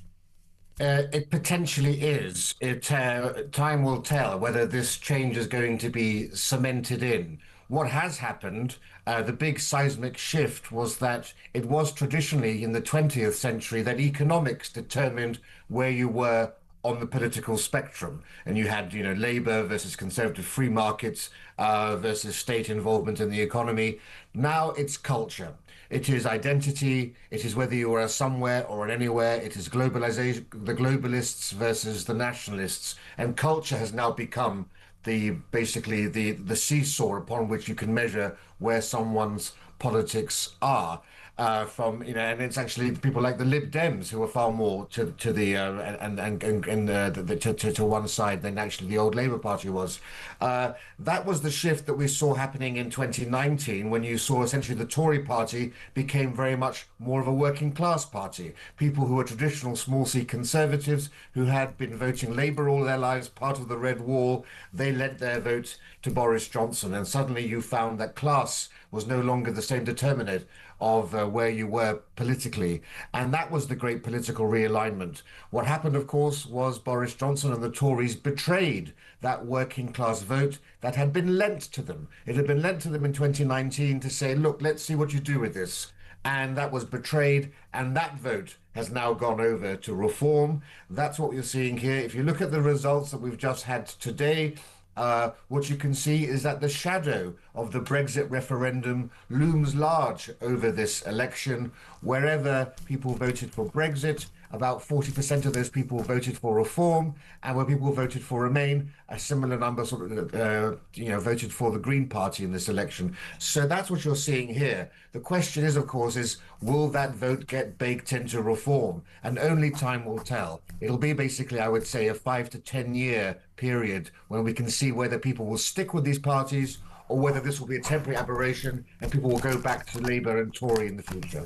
Yeah, it's interesting. I've just done a little tot-up there of left-wing versus right-wing so far in these results, and they seem to be sort of progressing in the same sort of direction, which is cumulatively together the right-wing vote is 770 seats so far and the left-wing 638, and I've been tracking this and it's sort of nudging up in parallel with the right just about ahead, and a bit like that divide, as you suggested, in the Brexit Party referendum. It's that sort of 48-52 split, which seems to be everlasting in our politics. Let's talk about VE Day now, because we've got to the stage, my beautiful, wonderful grandparents, who were both a huge part of the Second World War effort, no longer with us. We have said goodbye to most of the greatest generation now. And I wonder and I worry that we are losing focus on what went on in the Second World War to such an extent that we are having this disgusting, abhorrent and frankly terrifying upsurge in outright blatant anti-Semitism in this country. Is that another natural progression, if you will, that as generations die out who saw this the first time around, well, historically not the first time around, but saw this in terms of the context of modern history, that we are no longer learning the lessons of the Second World War? Yes, it's not a natural progression, but it's certainly the case that for the generations at school today, the Second World War is probably even more remote than the First World War was for us when we were at school, although I was at school a bit before you, I imagine, Alex. But yeah, and it won't be long before the Second World War becomes as remote as the Boer War or indeed the Napoleonic War. That's why it's crucial that we actually continue to try to educate the young, and not just the young, actually, because historical ignorance goes right through the generations. People in their 30s are also hugely ignorant of what happened in the Second World War. And the Second World War is different to all the other wars, because there are very few wars in history that have been clearly a battle between good and evil. And the Second World War is the greatest example of that. That's why VE Day is so important, because it marks the victory of freedom and civilization over tyranny and barbarism. And if people today don't understand how the freedoms that we enjoy today were so hard won and were so easily could have been lost had we given in to Hitler. We were very close to losing the Second World War. For 1 year, Britain and Churchill were the only things that stood between Hitler and Nazi Germany and complete domination of Europe, Asia, the Middle East and Africa. That lesson needs to be taught, and I'm afraid it's not being taught. And so we have the most radically left-wing youth in history, and we have mass migration, and those two elements are the biggest challenges. Certainly with anti-Semitism, we can see the hard left, which includes Green supporters who are British-born, but also amongst the Muslim community.